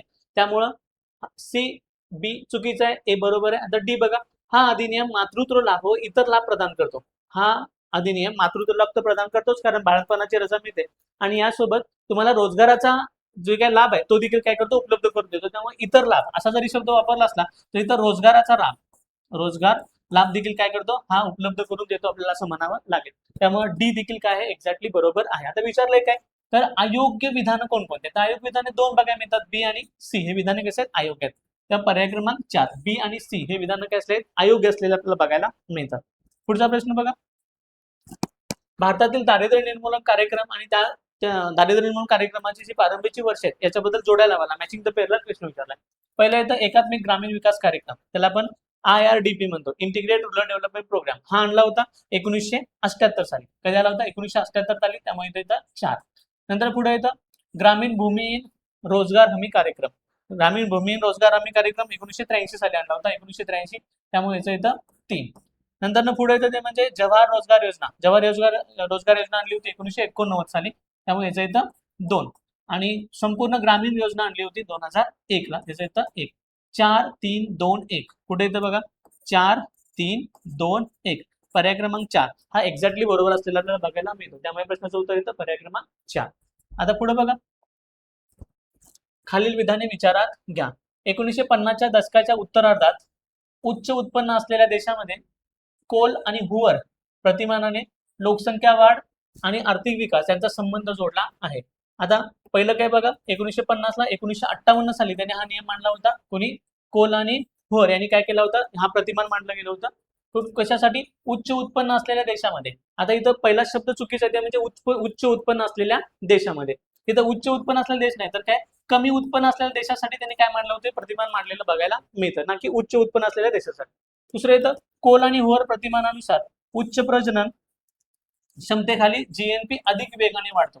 तर हे देखील विधान कसं आहे, हे विधान एकदम चुकीचं आहे. बघा इथं काय सांगितले, उच्च प्रजनन क्षमतेखाली, म्हणजे ज्या देशाची प्रजनन क्षमता कशी आहे, उच्च आहे, म्हणजे लोकसंख्या जास्त असणार आहे. लोकसंख्या जास्त म्हणलं की उत्पन्नाचा बराचसा जो भाग आहे तो उपभोगावर खर्च होणार आहे, त्यामुळे बचत कमी होणार आहे आणि त्यामुळे जीडीपी वाढण्याऐवजी काय होणार आहे, जीएनपी म्हणजे जे ग्रॉस नॅशनल प्रोडक्ट आहे ते वाढण्याऐवजी काय होईल, कमी होईल. अधिक वेगाने वाढेल असं म्हणले तर नाही, ते काय होणार आहे, कमी होणार आहे. काय होणार आहे, कमी होणार आहे. त्यामुळे विधान बी काय आपल्याला बघायला मिळतं, चूक बघायला मिळतं. विधान ए देखील काय बघायला मिळतं, चूक बघायला मिळतं. उच्च उत्पन्न गट नाही तर काय, कमी उत्पन्न गट आहे. त्यामुळे विधान ए देखील चूक आहे आणि विधान बी देखील काय आहे, चूक आहे. त्यामुळं काय उत्तर येतं बघा, काय विचारलंय, योग्य विधाने कोणते आहेत. तर वरीलपैकी कोणतंही विधान काय नाहीये, योग्य नाहीये. वरीलपैकी कोणतेही विधान काय नाहीये, योग्य नाही. आपल्याला पर्याय क्रमांक 4 याचं उत्तर करेक्ट असेल. नंतर पुढे बघा, खालीलपैकी कोणते जमिनीच्या विभागणीचे तुकडे होण्याचे तोटे आहेत. काय विचारले तिथं, तोटे विचारले ना की फायदे विचारले. जमिनीचं तुकडीकरण झालं तर त्याचे तोटे कुठले कुठले होणार आहेत. तर पहिला तोटा आहे जमिनीची नासाडी होईल. तर एक्झॅक्टली बरोबर आहे, जमिनीची काय होणार आहे, नासाडी होणार आहे. कारण बरीचशी जी जमीन आहे ती बांध आणि कुंपणांच्या मध्ये गुंतली जाईल आणि त्यामुळे जमिनीची नासाडी होईल. दुसरं येतं प्रचंड बेरोजगारी. यामुळे जमिनीचं जर तुकडीकरण झालं तर जमिनीचं अवलंबत्व असणारी जी काही लोकसंख्या आहे ती वाढेल आणि त्यामुळे जी काही आपण एकूण जे उत्पन्न बघतो त्यामध्ये काय होईल, घसरण बघायला मिळेल आणि त्यावर असणाऱ्या अवलंबून असणाऱ्या लोकसंख्येमध्ये वाढ होईल. त्यालाच आपण प्रचंड डिस्कस बेरोजगारी असं म्हणतो. त्यामुळे डिस्कस बेरोजगारीमध्ये काय होणार आहे, वाढ होणार आहे. नंतर जमिनीचे व्यवस्थापन सोपे कधी होईल. आता तोटे विचारलेत. आता जमिनीचे व्यवस्थापन सोपे होईल हे काय आहे, फायदा आहे, ना की काय हा तोटा आहे. त्यामुळं हा काय असणार आहे, सी हा घटक यामध्ये नसणार आहे. नंतर पुढे येतं कमी उत्पादकता. ऑब्विसली जर जमिनीचं तुकडीकरण झालं तर उत्पादकता काय होणार आहे, कमी होणार आहे. कारण यांत्रिकीकरण करता येणार नाही, ट्रॅक्टर किंवा मोठमोठे जे काही रोटावेटर वगैरे असतात त्यांचा वापर करता येणार नाही आणि त्यामुळे जमिनीचं म्हणजे उत्पादन आहे ते काय होणार आहे, कमी होणार आहे. त्यामुळे डी हा देखील बरोबर आहे. ए जमिनीची नासाडी होईल, दुसरं प्रचंड बेरोजगारी वाढेल आणि तिसरं येतं कमी उत्पादकता होईल. हे तोटे होतील. तर जमिनीचे व्यवस्थापन करणे सोपे जाईल हा फायदा असेल. त्यामुळे ए, बी आणि डी हे काय असणार आहेत, तोटे असणार आहेत. पुढे येतं तर पर्याय क्रमांक 2 केवळ ए, बी, डी हे त्याचं काय असणार आहे, उत्तर असणार आहे. बघा पुढं, सामाजिक सुरक्षा उपाययोजना प्रामुख्याने 2 प्रमुख प्रकारामध्ये विभागल्या जातात. खालीलपैकी कोणते पर्याय ते वर्ग सर्वाधिक अचूकपणे दर्शवतात. सामाजिक सुरक्षा उपाययोजना 2 प्रमुख कशामध्ये विभागल्या जातात, तर गटामध्ये प्रमुख प्रकारामध्ये विभागल्या जातात. आता यातील 2 प्रमुख प्रकार मुख्य 2 आहेत. एक सामाजिक विमा आणि सामाजिक सहाय्य.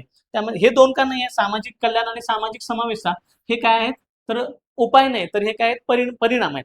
म्हणजे सामाजिक सुरक्षितता दिल्यानंतर किंवा सामाजिक सुरक्षा उपाययोजना केल्यानंतर ना होणारे जे परिणाम आहेत ते परिणामामध्ये काय येतात, सामाजिक कल्याण घडून येईल आणि सामाजिक समावेशकता काय होईल, घडून येईल. हे त्याचे काय असणार, परिणाम असणार आहेत, ना की त्या उपाययोजना असणार आहेत. उपाययोजना 2 असणार आहे, सामाजिक विमा प्रोव्हाइड केला पाहिजे आणि सामाजिक सहाय्य केलं पाहिजे. ह्या 2 कारणामुळे काय निर्माण होईल, तर सामाजिक सुरक्षा उपाययोजना करता येईल. त्यामुळे पर्याय क्रमांक ए आणि सी काय आहे, एक्झॅक्टली बरोबर आहे. पुढे तर ए आणि सी, तर पर्याय क्रमांक 3 ए आणि सी एक्झॅक्टली बरोबर असलेला आपल्याला बघायला मिळतं.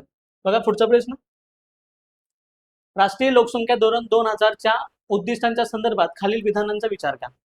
नॅशनल पॉप्युलेशन जी पॉलिसी आहे 2000 त्यावर हा प्रश्न विचारले. 2 विधान विचारले. पहिलं विधान आहे मुलींच्या विवाहास विलंब करण्यास प्रोत्साहन द्यावे.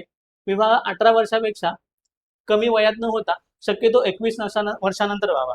विवाह 21 वर्षानंतर न व्हावा असं पॉप्युलेशन पॉलिसी 2000 मध्ये म्हटलं गेलं तर हे विधान बरोबर आहे. कारण विवाहाचं जे वय होतं ते 18 वर्ष होतं ते वाढून किती वर्ष करण्यात आलं, 21 वर्ष करण्यात आलं.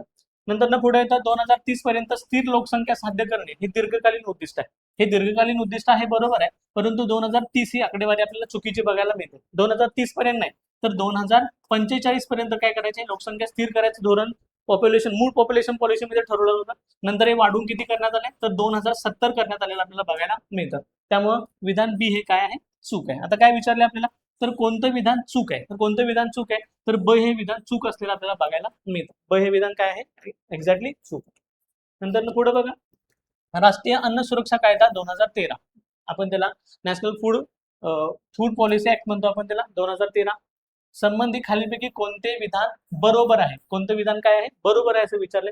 पहिलं विधान बघा, महिला सक्षमीकरण हे राष्ट्रीय अन्न कायद्याचे 2013 वैशिष्ट्य आहे. तुम्ही म्हणाल आता फूड पॉलिसीचं आणि महिला सबलीकरणाचा काही संबंध येतो, तर बघा 2013 या अन्न सुरक्षा कायद्यानुसार काय करण्यात आलं, फूड सिक्युरिटी ऍक्ट नुसार काय करण्यात आलं, तर जे काही शिधापत्रिका असणार आहे, म्हणजे जे आपण रेशन कार्ड म्हणतो, रेशन कार्डामध्ये घरामध्ये 18 वर्षापेक्षा जी मोठी महिला असेल तिला काय करण्यात आलं, कुटुंब प्रमुख बनवण्यात आलं. त्यांना काय बनवण्यात आलं, कुटुंब प्रमुख. आज पण तुम्ही सगळे रेशन कार्ड बघितले तर प्रत्येक रेशन कार्डावर कुटुंब प्रमुख म्हणून महिलेचं नाव आपल्याला बघायला मिळतं. त्यातून आपण काय साध्य केलं, तर महिला सक्षमीकरण साध्य केलं. त्यामुळे विधान एक आहे, एक्झॅक्टली बरोबर आहे. नंतर पुढे येतं बी. बी मध्ये राज्य अन्न आयोग, त्याला आपण म्हणतो काय, तर स्टेट फूड कमिशन 2013 कायद्याचे निरीक्षण, पुनरावलोकन आणि अंमलबजावणी करण्याचे अधिकार देण्यात आले.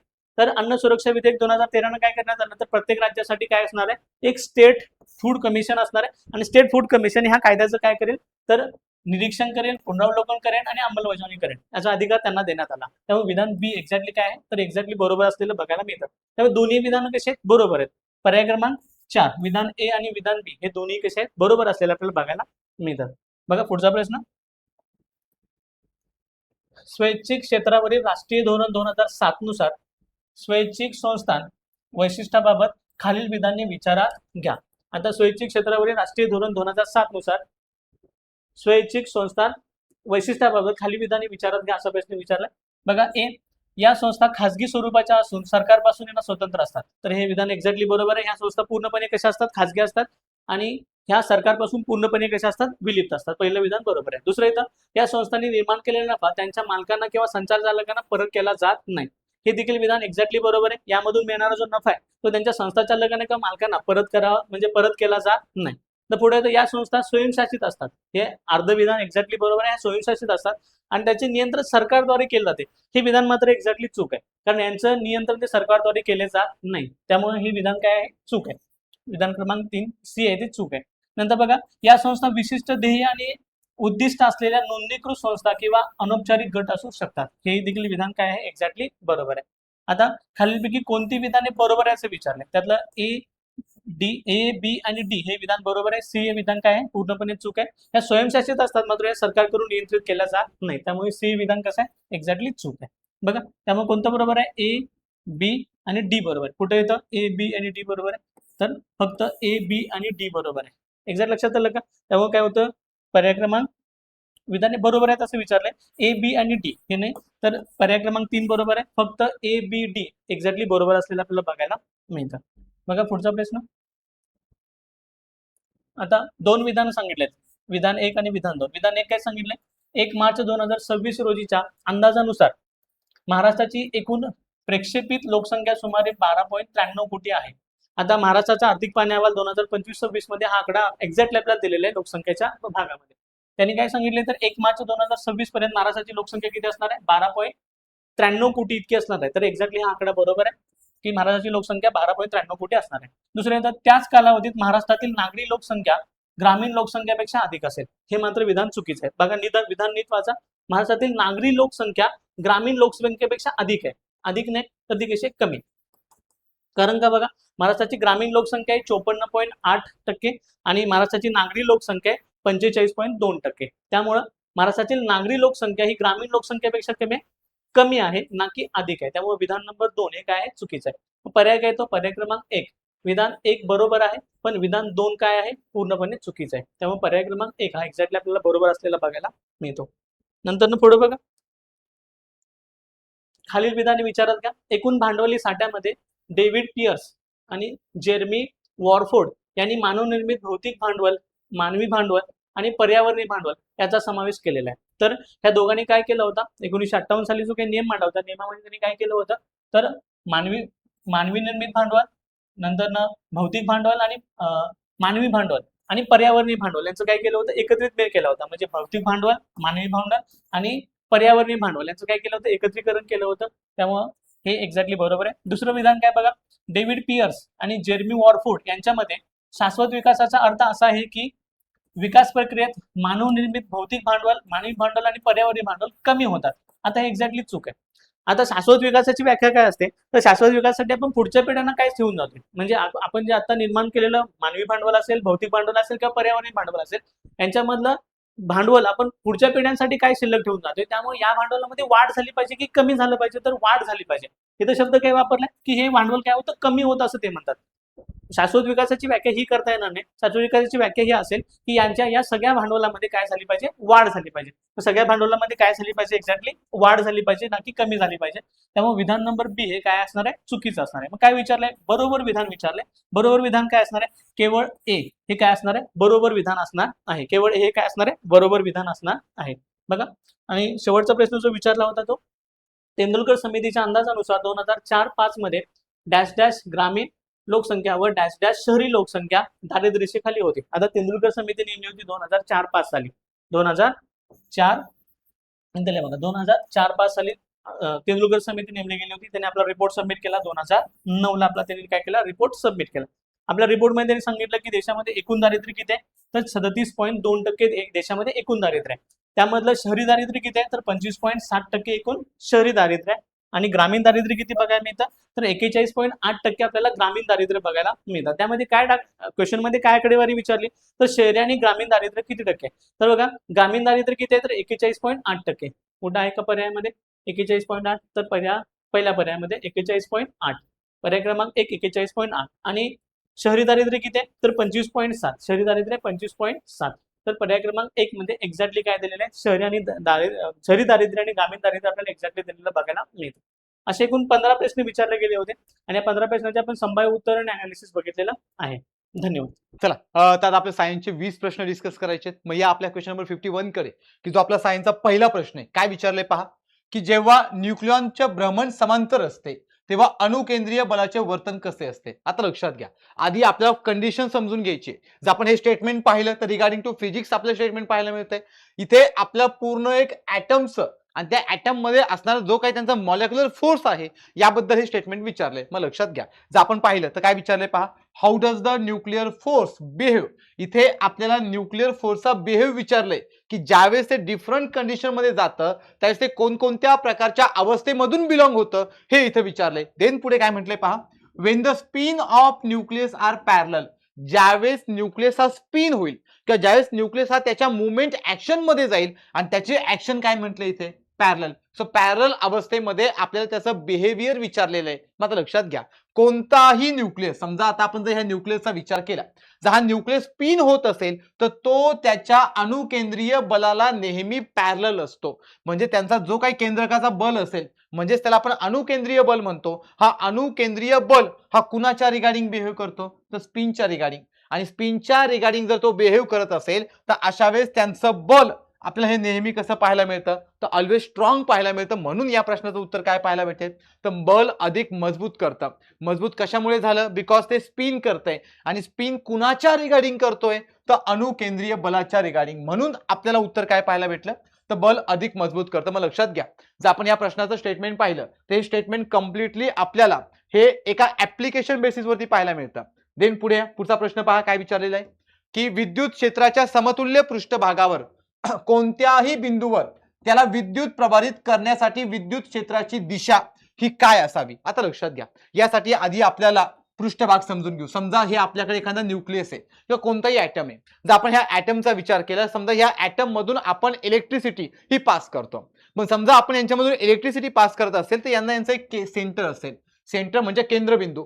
जर आपण यांच्या सेंटरचा विचार केला तर सेंटरकडे जाताना आणि सेंटरकडे येताना आपल्याला जी काही रॅडियस पाहायला मिळते, सपोज आपण या पृष्ठभागावरून जर सेंटरकडे आलो तर आपण सेंटरकडे चाललो म्हणजे आपण त्रिज्या कमी करत चाललो, त्यावेळेस आपल्याला यांच्यामध्ये निगेटिव्हिटी पाहायला मिळते. आणि हेच जर आपण यांच्या सेंटरकडून जर आपण पृष्ठभागाच्या दिशेने गेलो, म्हणजे त्रिज्येच्या दिशेने जर बाहेरच्या बाजूने गेलो तर आपल्याला यांच्यामध्ये पॉझिटिव्ह डायरेक्शन पाहायला मिळते. याचा अर्थ काय, जर आपण त्रिज्येच्या दिशेने गेलो तर आपल्याला निगेटिव्ह डायरेक्शन पाहायला भेटेल. जर आपण त्रिज्येच्या विरुद्ध दिशेने म्हणजे बाहेरच्या बाजूला गेलो तर आपल्याला पॉझिटिव्ह दिशा पाहायला भेटते. याचा अर्थ यांच्यामध्ये आपल्या जी विद्युत क्षेत्राची दिशा आहे ही नेहमी कशी पाहायला मिळते, तर रॅडियल आउटवर्ड म्हणजेच कशी पाहायला मिळते, तर बाह्य केंद्रित. मात्र लक्षात घ्या, जर इथे तुम्ही पाहिलं तर आपलं कन्फ्युजन याच्याबद्दल सुद्धा होऊ शकतं की पॅरलल टू द सरफेस. आपण पॅरलल टू द सरफेसचा विचार केला तर इथे आपल्याला पॅरलल ग्रोथ सांगितलेलं नाहीये किंवा पॅरलल डायरेक्शन दिलेलं नाहीये. बिकॉज पॅरलल म्हणजे काय की दोघे पण एकाच बाजूला जाणे. पॅरलल म्हणजे दोघे पण एकाच बाजूला जाणे, पण इथे आपण एक दिशा इनवर्ड आणि एक दिशा आउटवर्ड पाहतोय. जर आपण दिशांमध्ये इनवर्ड आणि आउटवर्ड पाहत असेल तर आपल्याला उत्तर काय पाहायला भेटेल, तर रॅडियल आउटवर्ड. मात्र लक्षात घ्या, जर आपण हा स्टेटमेंट पाहिलं तर या स्टेटमेंटमध्ये आपल्याला कम्प्लिटली जे काही विचारलेलं आहे ते आपल्याला अकॉर्डिंग टू प्रिन्सिपल विचारलेलं आहे. या पुढचा प्रश्न पहा काय विचारलंय. आता हा माध्यमांबद्दल विचारलाय. सो काय विचारलंय पहा, जर माध्यमांचा अपवर्तनांक हा दुहेरी अंतर्वक्र किंवा दुहेरी बहिर्वक्र भिंगाच्या अपवर्तनांकापेक्षा म्हणजे रिफ्रॅक्टिव्ह इंडेक्स पेक्षा जास्त असेल तर भिंगाचं नाभीय लांबी किती आहे. तर नाभीय लांबी आपल्याला काय पाहायला भेटेल. मग लक्षात घ्या, समजा तुम्ही अंतर्वक्र पहा किंवा बहिर्वक्र पहा. जर आपण अंतर्वक्र आणि बहिर्वक्राचा विचार केला तर यांच्यामध्ये आपल्याला फोकल लेंथ पाहायला मिळते. फोकल लेंथ म्हणजे नाभीय अंतर. आता आपण हे नाभीय अंतर लक्षात घ्या, जर दुहेरी बहिर्वक्र किंवा दुहेरी अंतर्वक्राचा विचार केला तर हे नेहमी आपल्याला यांच्यामध्ये असणार जे काही नाभीय अंतर आहे हे नेहमी मायनस म्हणजे ऋण पाहायला भेटेल. आता हे नेहमी ऋण पाहायला भेटत असेल तर कंडिशन काय दिली, दुहेरी अंतर्वक्र आणि दुहेरी बहिर्वक्र, म्हणून आपल्याला उत्तर काय पाहायला भेटेल, तर ऋण म्हणजे निगेटिव्ह. आता लक्षात घ्या, जर आपण बाकीचे पर्याय पाहिले तर धन कधी असेल किंवा शून्य कधी असेल किंवा अनंत कधी असेल. अनंत मीन्स इन्फिनाइट कधी असेल, due to different type of condition.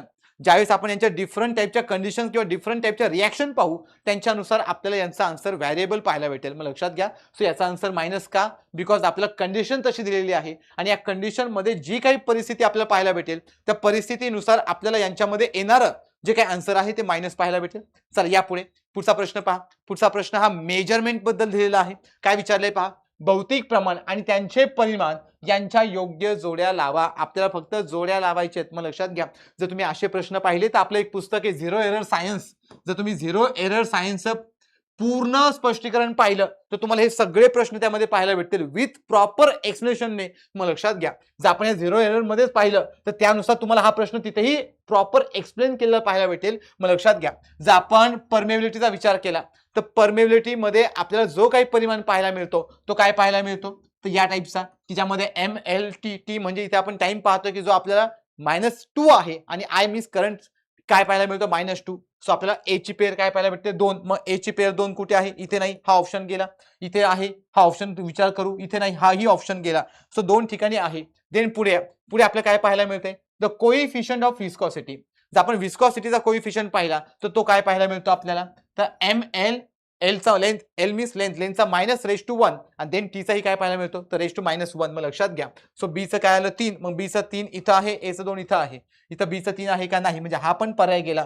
So उत्तर काय राहील आपलं, पर्याय क्रमांक 3. आणि या शेवटी C कडे काय विचारले, plank constant. So plank constant किती पाहायला मिळतो आपल्याला, ऑलवेज ML²T⁻1. सो आपलं उत्तर काय झालं, पर्याय क्रमांक 3. मग लक्षात घ्या, हे एकदम सिंपल आहे. मेजरमेंट विचारले आपल्याला, फक्त यांचं मोजमापन विचारले आणि तुम्हाला यासाठी हे पुस्तक एकदम बेस्ट राहील. या बुक मध्ये हे प्रॉपर एक्सप्लेन केलेलं आहे. या पुढच्या प्रश्नाकडे या. पुढचा प्रश्न पहा. पुढचा प्रश्न विचारलाय आपल्याला, प्रति युनिट वेळेत पृष्ठभागातून जाणाऱ्या किंवा वाहणाऱ्या निव्वळ विद्युत धारेला काय म्हणतात. आता सिंपल आहे, एक फॉर्म्युला तुम्हाला माहिती आहे. जर तुम्ही फॉर्म्युला पाहिला तर I = Q/T. हा फॉर्म्युला तुम्हाला माहिती आहे. I म्हणजे करंट, Q म्हणजे चार्ज आणि T म्हणजे दिलेला कालावधी.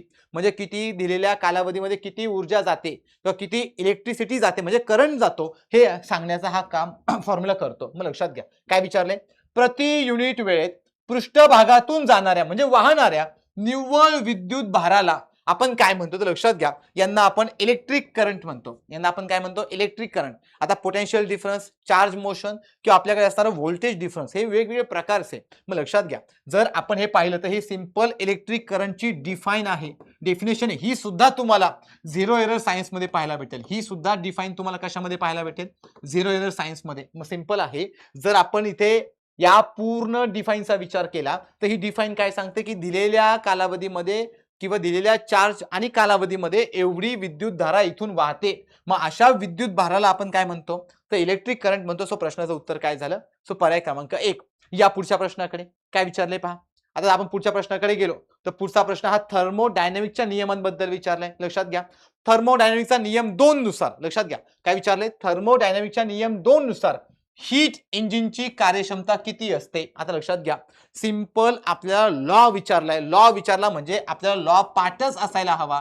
आणि जर आपण थर्मोडायनामिकचा दुसरा लॉ पाहिला किंवा सेकंड नियम पाहिला तर दुसऱ्या नियमनुसार हीट इंजिनची कार्यक्षमता ही नेहमी लेस दॅन 1 असते. लक्षात घ्या, ही नेहमी कशी असते, लेस दॅन 1. सो याचं उत्तर काय पाहायला भेटेल, पर्याय क्रमांक 4. लक्षात घ्या, सगळे लॉ सगळे प्रिन्सिपल हे पुन्हा सांगतो मी तुम्हाला, पुन्हा तुम्हाला 0 एरर मध्ये पाहायला मिळतील. सो जर आपण ह्या हीट इंजिनची कार्यक्षमता पाहिली तर ही नेहमी कशी असते, तर लेस दॅन 1 असते. सो याचं उत्तर झालं पर्याय क्रमांक 4.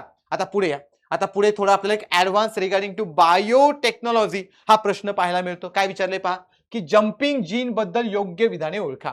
आता जम्पिंग जीन काय, नावातच आहे की जम्पिंग जीनचा वापर आपण एखादी इन्फॉर्मेशन डिलेशन करणं, एखाद्या इन्फॉर्मेशनचा इन्व्हर्जन करणं, एखाद्या इन्फॉर्मेशनची लोकेशन बदलणं यासाठी करू शकतो. यालाच आपण जीन थेरपी सुद्धा म्हणतो. मग लक्षात घ्या, जर पहिलं विधान पाहिलं तर काय म्हटलंय, हे जीन्स आहेत ते ज्यांची जागा बदलू शकतात. यस, समजा मला वाटलं की माझा हा डीएनए आहे, या डीएनए मध्ये मला वाटलं की इथला जीन काढून घेणं. आता जीन काय असतो, जीन हा स्मॉल फ्रॅगमेंट ऑफ डीएनए म्हणजे डीएनएचा एक छोटा तुकडा असतो की ज्याला आपण जीन म्हणतो. सो आपण एवढी माहिती कट करून ती इथे ऍड करू शकतो. सो पहिलं विधान काय झालं, योग्य झालं.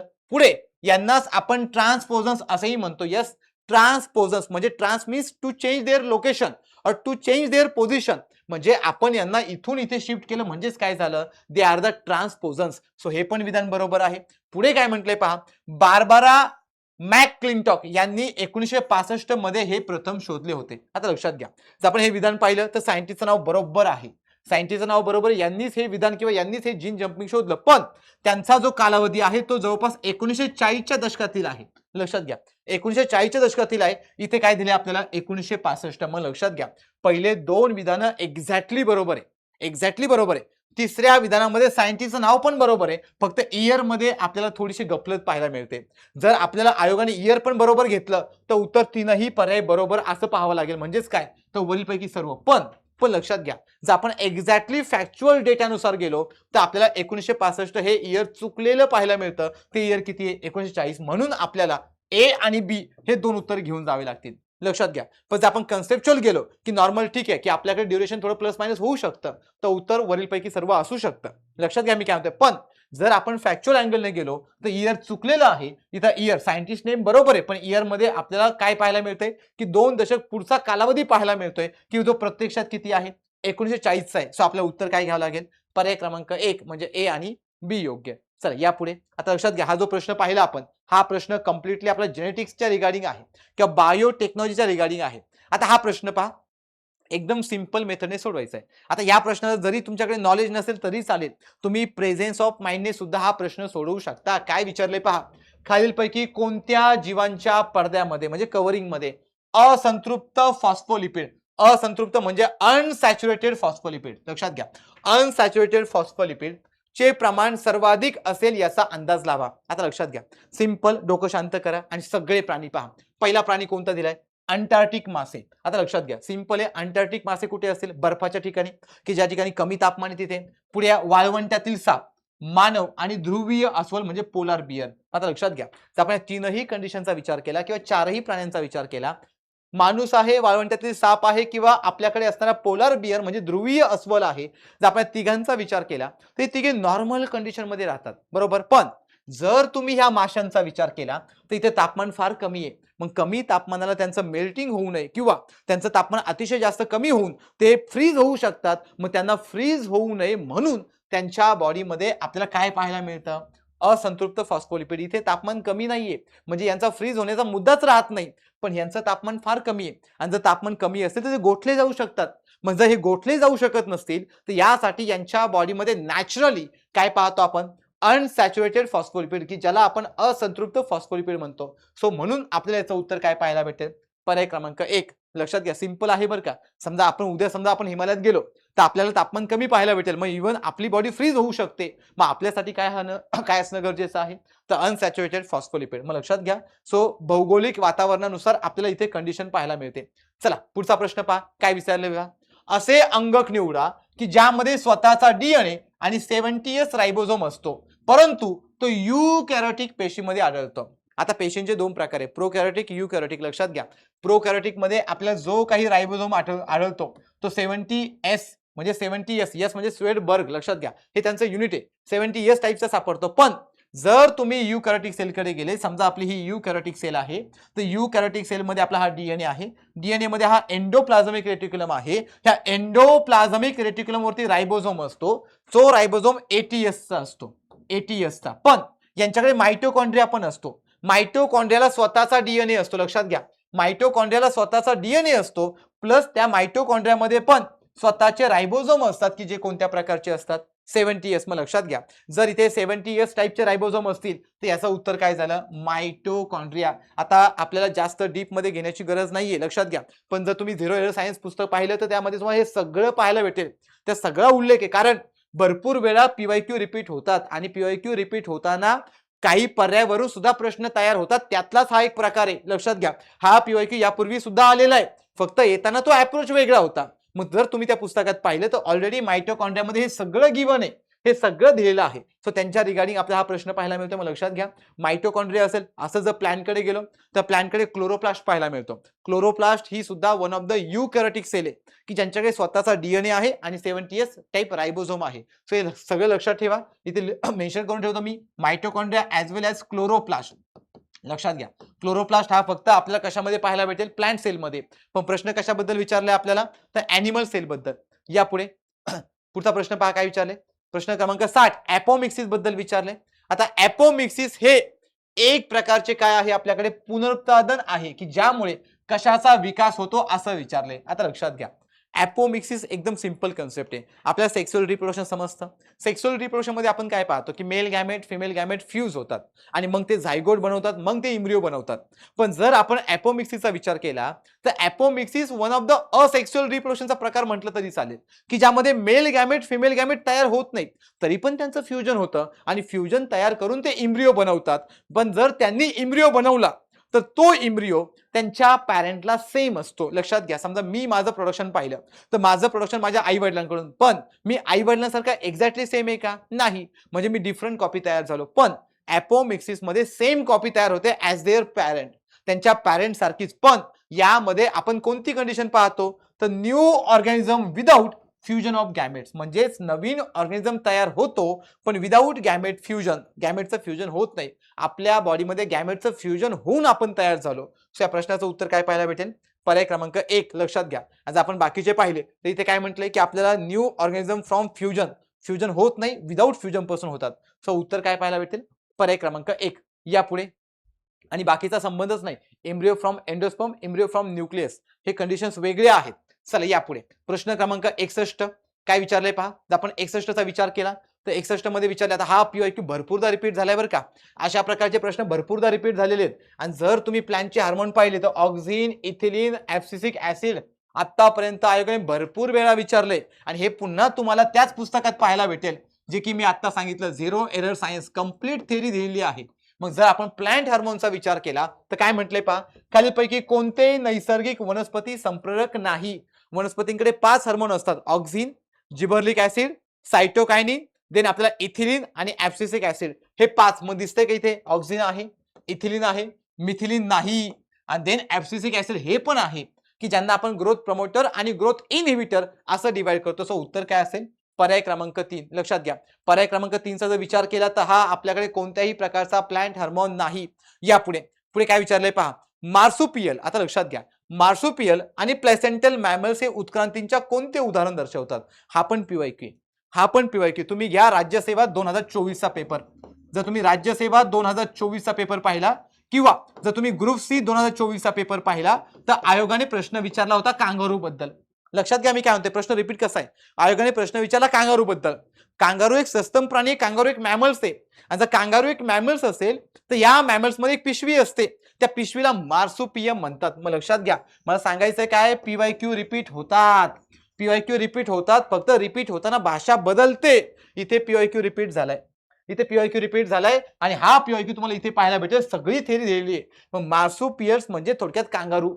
देन पुढे म्हटलंय प्लॅसेंटल. मग आपल्याला असे 2 मॅमल्स पाहायला मिळतात की ज्यांच्याकडे मार्सुपियल आहे आणि प्लॅसेंटल आहे. मग अशामध्ये आपण कोणती उत्क्रांती पाहतो, तर आपल्याकडे असणारी अभिसरण उत्क्रांती, की ज्याला आपण काय म्हणतो, तर आपल्याकडे असणारी कॉन्व्हर्जंट इव्होल्युशन आपण त्यांना म्हणतो. मग लक्षात घ्या. सो याचं उत्तर काय झालं, पर्याय क्रमांक 3, सॉरी पर्याय क्रमांक 2, अभिसरण उत्क्रांती म्हणजेच कन्व्हर्जंट उत्क्रांती. चला या पुढे पहा प्रश्न क्रमांक 63.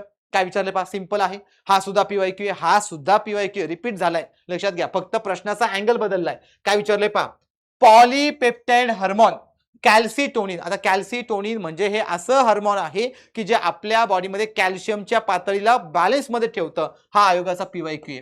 हा आयोगाचा PYQ. पुन्हा तेच पुस्तक, कोणतं पुस्तक, तर झिरो एरर सायन्स. लक्षात घ्या, हे पुस्तक मी वारंवार का सांगतोय, जर तुम्ही पुस्तक पाहिलं आणि हे प्रश्न पाहिले तर तुमचा आत्मविश्वास ऑटोमॅटिक वाढेल. ही सगळी पॉवर PYQ ची आहे. सो PYQ वरनच हा प्रश्न आलाय. मग लक्षात घ्या, कॅल्सिटोनिन ग्रंथींचा जर आपण पाहिलं तर पॅराफिलोक्युलर पेशींद्वारे तयार केली जाते. आपल्याला असं विचारलंय की कॅल्सिटोनिन आपण पॅराफोलिक्युलर सेल मार्फत बनवतो, पण ते कुठे असतात. सो आपल्याकडे इथे मानेमध्ये या, मानेमध्ये एक ग्रंथी आहे थायरॉइड. थायरॉइड ग्रंथी आपल्या बॉडीमध्ये 2 हार्मोन बनवते. एकाचं नाव आहे थायरॉक्सिन, की जे मेटाबॉलिझम कंट्रोल ठेवतं, म्हणजे चयापचय क्रियेवरती नियंत्रण ठेवतं. आणि दुसऱ्याचं नाव आहे कॅल्सिटोनिन, की जे आपल्या बॉडीमध्ये कॅल्शियमच्या पातळीवरती कंट्रोल ठेवतं. म्हणून प्रश्नाचं उत्तर काय, थायरॉइड.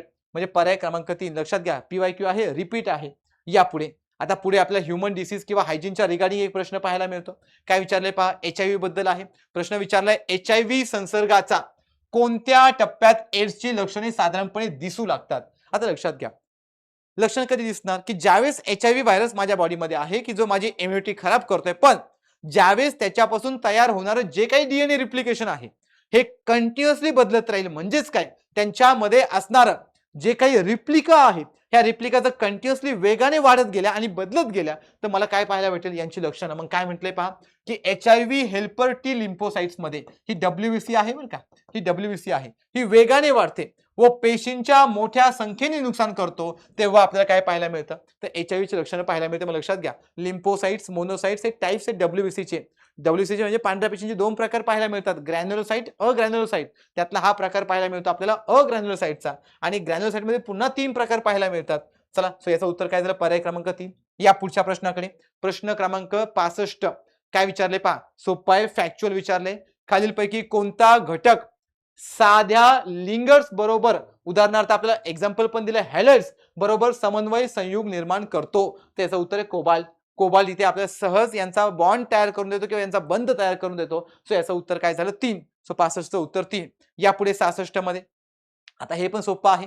आता सिंपल आहे. काय विचारले पहा, इथे पण तुम्हाला डोकं लावायचं नाही, फक्त ऑब्झर्वेशनच्या बेसिसवरती हा प्रश्न सोडवायचा आहे. काय विचारले पहा, एकमेकात न मिसळणाऱ्या 2 द्रवापैकी एका द्रवाचे दुसऱ्या द्रवामध्ये केलेले कोलायडल प्रसारणास काय म्हणतात. सिंपल, पाणी घ्या. घेतलं का पाणी, लक्षात घ्या, पाणी घ्या, नंतर त्यामध्ये तेल होता. सो इथे मी म्हटलं पाणी, आणि पाण्यामध्ये तुम्ही काय ओतताय, तेल ओतताय. आता मला सांगा, तुम्ही द्रावण किती घेतले, 2 द्रव. जर तुम्ही 2 द्रव एकमेकात मिसळले तर काय म्हटलंय, एकमेकात न मिसळणाऱ्या. सो पाणी आणि तेल एकमेकात मिसळेल का, नाही. म्हणून याला इमल्शन म्हणतात, याला म्हणतात इमल्शन. सोपा आहे, 9वी 10वीचा प्रश्न आहे हा, लक्षात घ्या. त्या आपण 9वी 10वी असताना पाहिलेलं आहे की पाणी तेलात मिसळत नाही, कारण किंवा तेल पाण्यात मिक्स होत नाही, कारण दोघांची घनता वेगळी आहे. दोघांची घनता वेगळी असल्यामुळे दोघांमध्ये आपण सेपरेशन पाहतो किंवा सॉर्टिंग आउट पाहतो. So that is the emulsion, त्यालाच आपण काय म्हटलं, इमल्शन. सो उत्तर काय झालं, पर्याय क्रमांक 3. या पुढे प्रश्न 67. आता लक्षात घ्या, सोपा आहे, हा सुद्धा PYQ आहे, हा सुद्धा PYQ आहे आणि आपल्याला रिपीट अवस्थेमध्ये पाहायला मिळतोय. लक्षात घ्या, मेन्शन करतो PYQ आहे. काय विचारलंय, खालीलपैकी कोणत्या मूलद्रव्याची विद्युत ऋणता म्हणजे इलेक्ट्रोनिगेटिव्हिटी सर्वात जास्त आहे, तर कुणाची आहे, फ्लोरीनची. ऑलरेडी आयोगाचा PYQ आहे. आयोगाने यापूर्वी असं PYQ विचारले की कशामध्ये जास्तीत जास्त इलेक्ट्रोनिगेटिव्हिटी आणि इलेक्ट्रो पॉझिटिव्हिटी पाहायला मिळते. सो इथे कशामध्ये पाहायला भेटेल, फ्लोरीन मध्ये. सो याचं उत्तर झालं पर्याय क्रमांक 3. या पुढचा प्रश्न पहा, हा प्रश्न आपल्याला 68 नंबरचा. काय विचारले पहा, मेडिसिन बद्दल विचारलाय. सो विचारलंय क्लोरी अँफिनिकॉल. लक्षात घ्या, काय विचारले, क्लोरो अँफिनिकॉल हे काय आहे, तर हे एक मेडिसिन आहे. लिहून ठेवा इथे, काय आहे, मेडिसिन. आज आपण या मेडिसिनचा विचार केला तर हे मेडिसिन ब्रॉड स्पेक्ट्रम आहे. मग ब्रॉड स्पेक्ट्रम मेडिसिन म्हणजे काय, समजा मी म्हटलं मला ताप आला, पण ताप कशामुळे आलाय माहितीये का? नाही. कोणता तरी सजीव किंवा कोणता तरी ऑर्गॅनिझम माझ्या बॉडीमध्ये आला असेल, मग याला जर मारायचं असेल तर मला माहितच नाही कोणता आहे, मग मी घेईल ब्रॉड स्पेक्ट्रम. मग हा ब्रॉड स्पेक्ट्रम काय करेल, माझ्या बॉडीमध्ये असणारे युजफुल, की ज्यामध्ये ग्राम पॉझिटिव्ह आणि ग्राम निगेटिव्ह कोणताही सूक्ष्मजीव असो किंवा कोणताही मायक्रोब असो, सगळ्यांना किल करण्याचं काम करतो. पण मला समजलं मला डेंग्यू झालाय, मी बरोबर डेंग्यूसाठीच मेडिसिन घेईल, मग ते असतं नॅरो स्पेक्ट्रम. ज्यावेळेस आपल्याला निदान माहित आहे त्यावेळेस आपण नॅरो स्पेक्ट्रम घेतो, पण आपल्याला माहितच नाही की एक्झॅक्टली झालं काय, त्यावेळेस आपण ब्रॉड स्पेक्ट्रम पाहतो. आणि क्लोरो एम्पिनिकॉल पण काय आहे, ब्रॉड स्पेक्ट्रम. सो प्रश्नाचं उत्तर काय झालं, सो बी. लक्षात घ्या, प्रश्नाचं उत्तर काय झालं, बी. म्हणजेच फक्त बी बरोबर आहे. मग बी आपल्याला कुठे पाहायला मिळते, लक्षात घ्या, ब्रॉड स्पेक्ट्रम. येस, पर्याय क्रमांक 2 मध्ये फक्त बी बरोबर आहे. चला या पुढे, हे लक्षात राहू द्या. आता आपण मेडिसिन, आणि जर तुम्ही पाहिलं तर आयोगाने मागच्याही वर्षी पॅरासिटामॉलवरती प्रश्न विचारला होता. सो आयोग आपल्याला अशा प्रकारचे प्रश्न विचारताना दिसतो, त्यामुळे आपल्याला हे सगळे पॉइंट या ठिकाणी महत्वाचेच आहेत. या पुढे प्रश्न 69वा, म्हणजे आपला सेकंड लास्ट सायन्सचा प्रश्न. काय विचारले पहा, एकदम सिंपल विचारलाय, एकदम सिंपल. हा सुद्धा प्रश्न आपल्या 9वी 10वीच्या लेवलचा पाहायला मिळतो. काय विचारले पहा, दिलेल्या पर्यायांपैकी खनिज आम्ल कोणते आहे? खनिज आम्ल ओळखायचं. मग लक्षात घ्या, ऑक्झॅलिक ऍसिड हे ऑर्गॅनिक ऍसिड आहे, हे ऑर्गॅनिक ऍसिड आहे. ऑर्गॅनिक ऍसिड म्हणजे आपल्याला काय पाहायला मिळतं इथे, हे एक सेंद्रिय आम्ल आहे. सल्फ्युरिक ऍसिड, नायट्रिक ऍसिड आणि हायड्रोक्लोरिक ऍसिड हे आपल्याकडे मिनरल ऍसिड आहे. लक्षात घ्या, काय विचारले की आपल्याला खनिज आम्ले ओळखा असं विचारलंय. म्हणजेच खनिज आम्लामध्ये ऑक्झॅलिक आम्ल येणार नाही, बिकॉज ते ऑर्गॅनिक ऍसिड आहे. ऑर्गॅनिक ऍसिड म्हणजे सेंद्रिय आम्ल आहे. लक्षात घ्या, ते एक सेंद्रिय आम्ल आहे. म्हणून आपल्या उत्तर काय पाहायला भेटेल, बी सी डी. मग बी सी डी कुठे आहे, यस इथे पर्याय क्रमांक 2 बी सी डी. ए नाही, ए काय आहे, ऑर्गॅनिक ऍसिड. चला या आपला शेवटचा प्रश्न पहा, काय विचारलेला आहे. शेवटचा प्रश्न सायन्सचा 70 नंबरचा. आता सिंपल विचारले, यामध्ये आपल्याला विचारले कोणत्याही ॲलोट्रॉपिक स्वरूपातील, लक्षात घ्या, कोणत्याही ॲलोट्रॉपिक स्वरूपातील सर्व मूलद्रव्यांची ऑक्सिडेशन स्थिती काय असेल.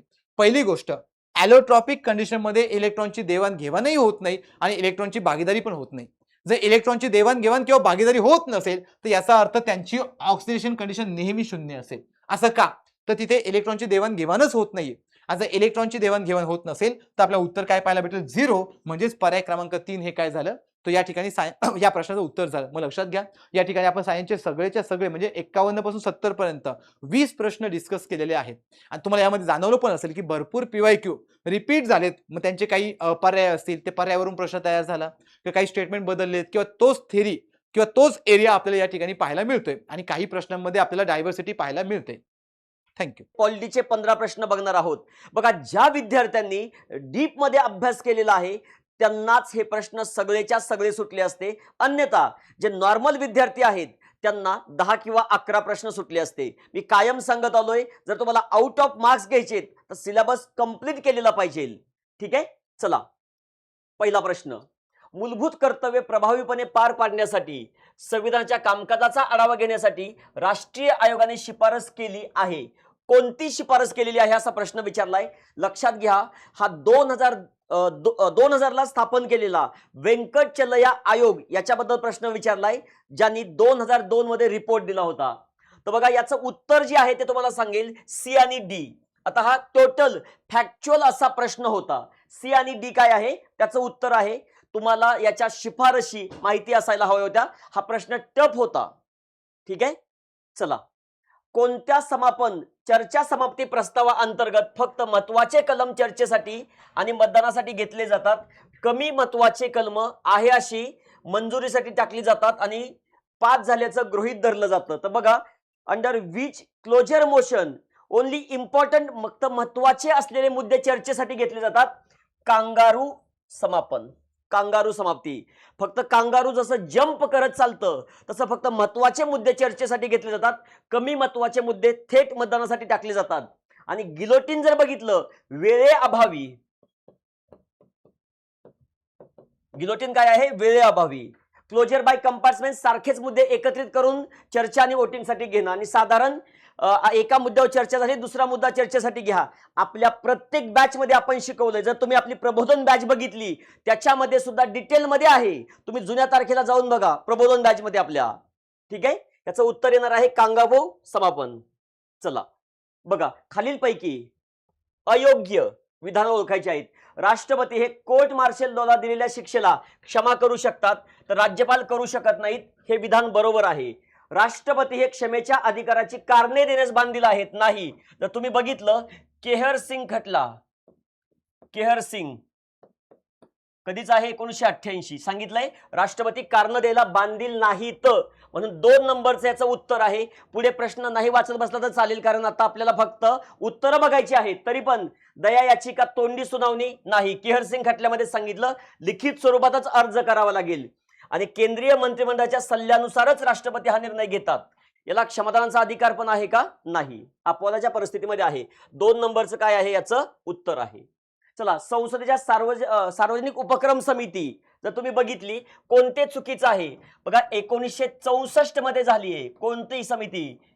कृष्ण मेनन, कृष्ण मेनन. इथे म्हटलंय नेहरू समिती, येते का लक्षात? नाही, कृष्ण मेनन 1964. अचुकीचं आहे. आता अचुकीचं आहे तर तुम्हाला विचारलंय की अजून कोणतं बघा. हा पर्याय गेला, हा पर्याय गेला. आता फक्त मला बी आणि डी चेक करायचंय. लोकसभेतून निवडून आलेल्या सदस्यांमधूनच समितीचा अध्यक्ष निवडला जातो, हे बरोबर आहे.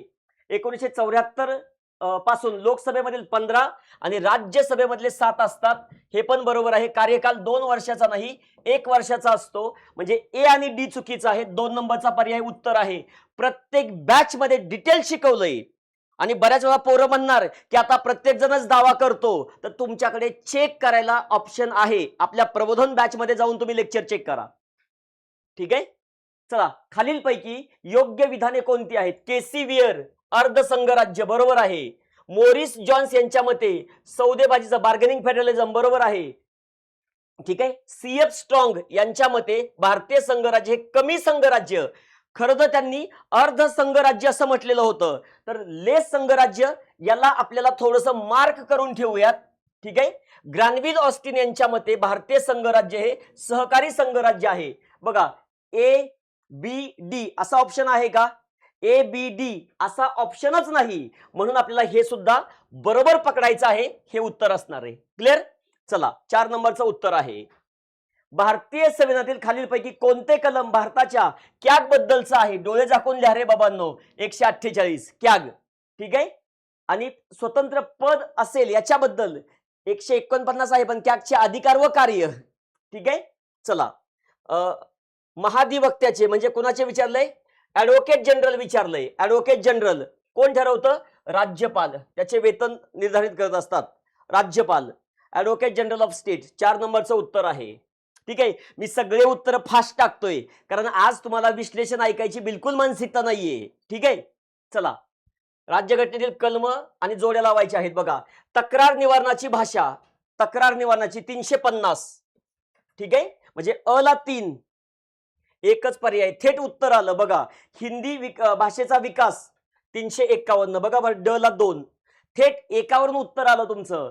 प्राथमिक स्तरावर मातृभाषेतून शिक्षणाच्या सोयी 350 ए आणि विशेष अधिकारी. चला, सी ला एकदा 4 चेक करा, बरोबर आहे. 4 नंबरचा पर्याय आपलं उत्तर आहे. डन करून टाका, डन. चला, परदेशातील भारतीय नागरिकांना दुहेरी नागरिकत्व देण्याची तरतूद विशिष्ट देशांमध्ये आहे. Overseas citizen of India. तर लक्षात ठेवा, फक्त पाकिस्तान आणि बांगलादेश सोडून इतर सगळ्या देशांना आहे. त्याच्यामुळे याचं उत्तर काय येईल? वरीलपैकी सर्वच दिलं पाहिजे, ठीक आहे. खालीलपैकी चुकीचे विधान कोणते आहे? सर बी एन राव घटनात्मक सल्लागार होते, बरोबर आहे. सर बी एन राव यांनी ऑक्टोबर 1947 मध्ये मसुदा तयार केला, बरोबर आहे. त्याच्यामध्ये मसुद्यामध्ये 310 आणि 8 नाही. उत्तर काय आहे बघा, हे त्याच्यामध्ये 243 आणि 13 अनुसूची होत्या, ठीक आहे. मी तुम्हाला आता लेटेस्ट 3 ते 4 दिवसापूर्वीच नवीन बॅच मध्ये सांगितलेलं आहे की अशा स्वरूपाचं ते होतं डिटेलमध्ये. क्लिअर? म्हणजे सी विधान चुकीचं आहे. 4 नंबरचा पर्याय या उत्तर तुमचं. म्हणून सांगतो रे बाबांनो, प्रत्येक गोष्ट शिकायची ना, नाही शिकली तर चालेल, पण शिकली तर डीप मध्ये शिकायची. कारण आयोग सिलेबसला धरूनच प्रश्न विचारतोय, एकही प्रश्न आउट ऑफ बॉक्स नाहीये. येतं लक्षात? चला, बर, भारतीय राज्यघटनेतील 12व्या अनुसूचीमध्ये कोणत्या विषयांचा? बघा, कलात्मक दृष्टिकोनाचे प्रवर्धन, अग्निशामक सेवा आहे, दफनभूमी आणि विद्युत वाहिनी आहे. मला सांगा, बाजार यात्रा आणि ग्रामीण गृहनिर्माण 12व्या सूचीत काय येईल रे? सी काढून टाका. सी काढून टाका. ठीक आहे, थेट तुमचं उत्तर आलं. काय आलं? ABD. ग्रामीण गृहनिर्माण शहरीमध्ये काय येईल 12व्या परिशिष्टात? काहीच गरज नव्हती तुम्हाला. ठीक आहे, खालील योग्य कथने ओळखा. उच्च न्यायालयाकडून कनिष्ठ न्यायालय आणि न्यायाधिकरणाला प्रतिषेध आदेश जारी केला जातो. त्याचा उद्देश त्यांच्या अधिकार क्षेत्राबाहेर जाऊ नये म्हणून प्रतिबंध करणं. बरोबर आहे. प्रतिषेध आदेश प्रशासकीय अधिकाऱ्याविरुद्ध सुद्धा काढला जाऊ शकतो. नाही, तो कोणता आहे? सर्शिओरारी. आणि प्रतिषेध आदेश न्यायिक आणि अर्धन्यायिक. बरोबर आहे. म्हणजे ए आणि सी उत्तर असलं पाहिजे योग्य. ए आणि सी आहे का? 2 नंबरचा पर्याय तुमचं उत्तर आहे. ठीक आहे, चला.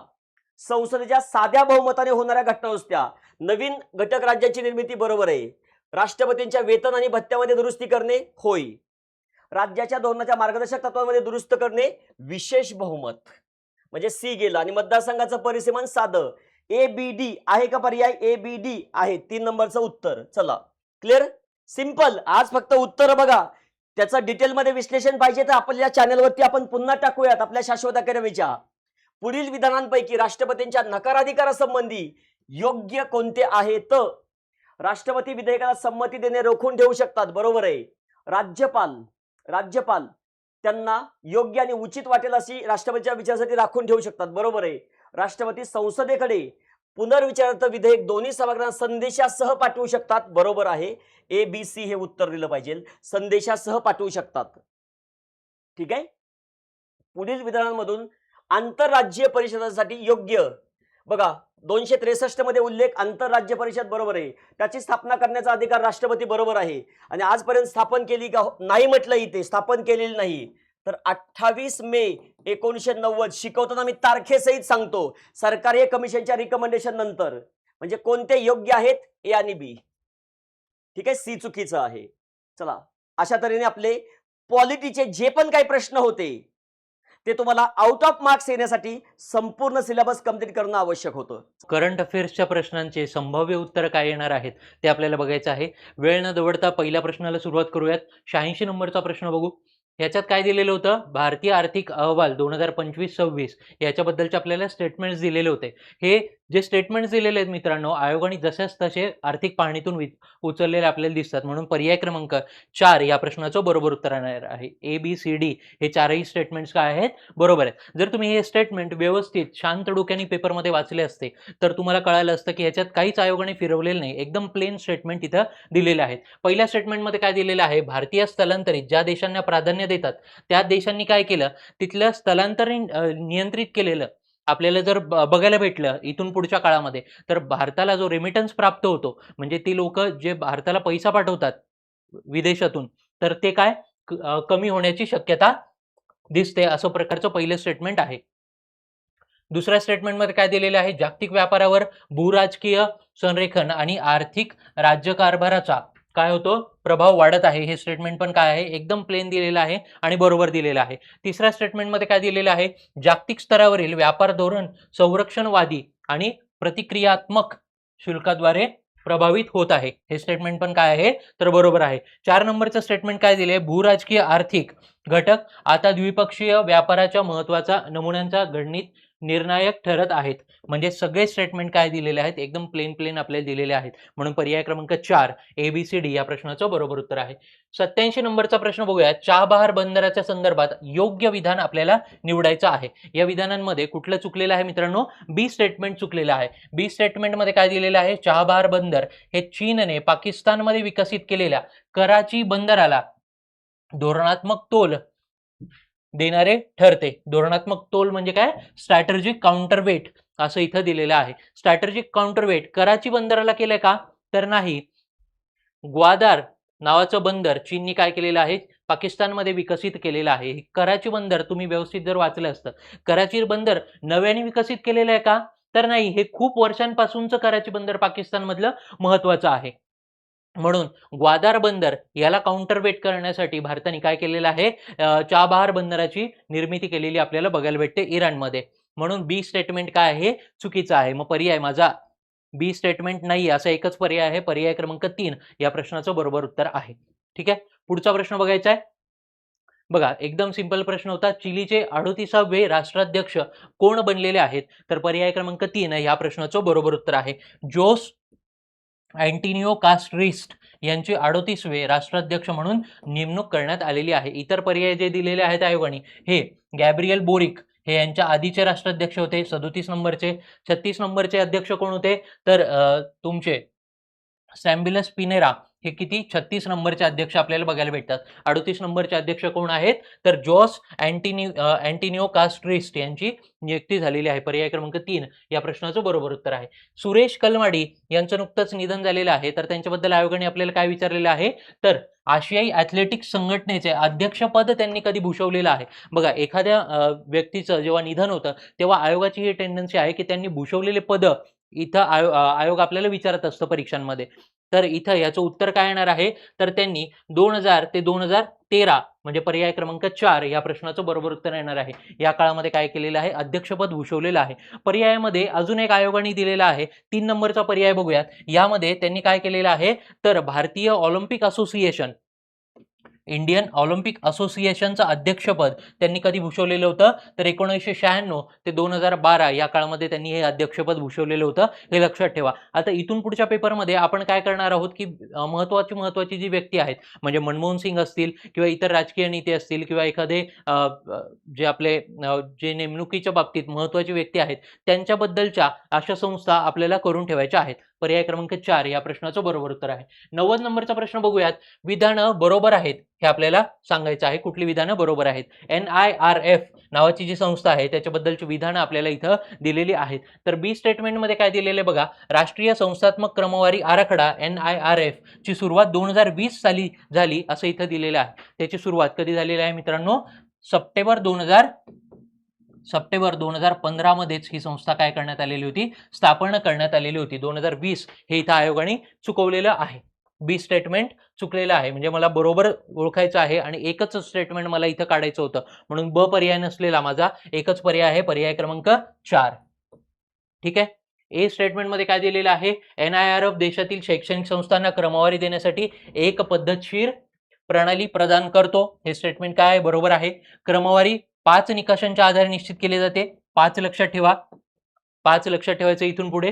त्याच्यानंतर सस्टेनेबल गोल्स या श्रेणीमध्ये इंडियन इन्स्टिट्यूट ऑफ टेक्नॉलॉजी कुठले मद्रास यांनी काय केलेलं आहे प्रथम क्रमांक मिळवलेला आहे. 2025च्या जी क्रमवारी जाहीर करण्यात आलेली आहे. कुठलं इन्स्टिट्यूट आहे IIT मद्रास यांनी कशामध्ये SDG गोल्समध्ये 1 नंबर मिळवलेला आहे. ठीक आहे. पर्याय क्रमांक 4 या प्रश्नाचं बरोबर उत्तर येणार आहे. 91 नंबरचा प्रश्न भारतातील अभिजात भाषेचा त्यांना मिळालेल्या मान्यतेनुसार योग्य क्रम आपल्याला लावायचा आहे. म्हणजे पहिली कुठली भाषा आहे ती आपल्याला सांगायची आहे आणि तसा क्रम आपल्याला लावायचा आहे. बघा 2024ला मराठीला जेव्हा अभिजात भाषांचा दर्जा भेटलेला होता तेव्हाच हा घटक चर्चेमध्ये होता. त्याच्यावर आयोगाने आपल्याला प्रश्न विचारलेला आहे. मग पहिली भाषा कुठली आहे जिला अभिजात भाषेचा दर्जा मिळालेला आहे तर 2004 साली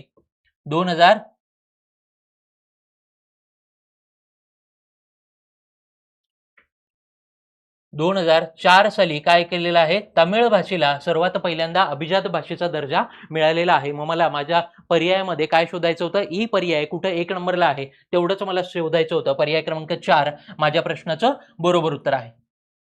रिसेंटमध्ये कुठल्या भाषेला भेटलेला आहे तर पाली भाषेला भेटलेला आहे 2024ला. 2024लाच मराठी या भाषेला पण भेटलेला आहे मराठी. ठीक आहे. एवढी गोष्ट लक्षात असू द्या. पाली या भाषेला 2024 मध्ये भेटलेला आहे जेव्हा मराठी भाषेला भेटलेला होता. त्याच्यासोबत आता या 2 भाषा मी तुम्हाला सांगितल्या अजून 3 भाषा आहेत. बंगाली आसामी या 2 अशा 4 भाषा झाल्या आणि एक भाषा तुम्हाला करून ठेवायची आहे ती तुम्ही बघून ठेवा. टोटल 5 भाषा होत्या. 5 भाषा होत्या त्याच्यातल्या 4 मी तुम्हाला सांगितल्या. एक तुमचा होमवर्क आहे. ठीक आहे. पर्याय क्रमांक 4 ही पर्याय क्रमांक 4 या प्रश्नाचं बरोबर उत्तर येणार आहे. प्रधानमंत्री धनधान्य कृषी योजना 92 नंबरचा प्रश्न याच्यावर विचारलेला होता आयोगाने. बघा जे मेन्स झालेली होती आता रिसेंटचे पेपर झालेले होते त्याच्यामध्ये पण ही योजना आयोगाने विचारलेली आहे. ह्याच्याबद्दलचे स्टेटमेंट्स आपल्याला दिलेले आहेत. केंद्रीय मंत्रिमंडळाने कधी त्याला मान्यता दिलेली आहे तर 16 जुलै 2025 हे स्टेटमेंट बरोबर आहे.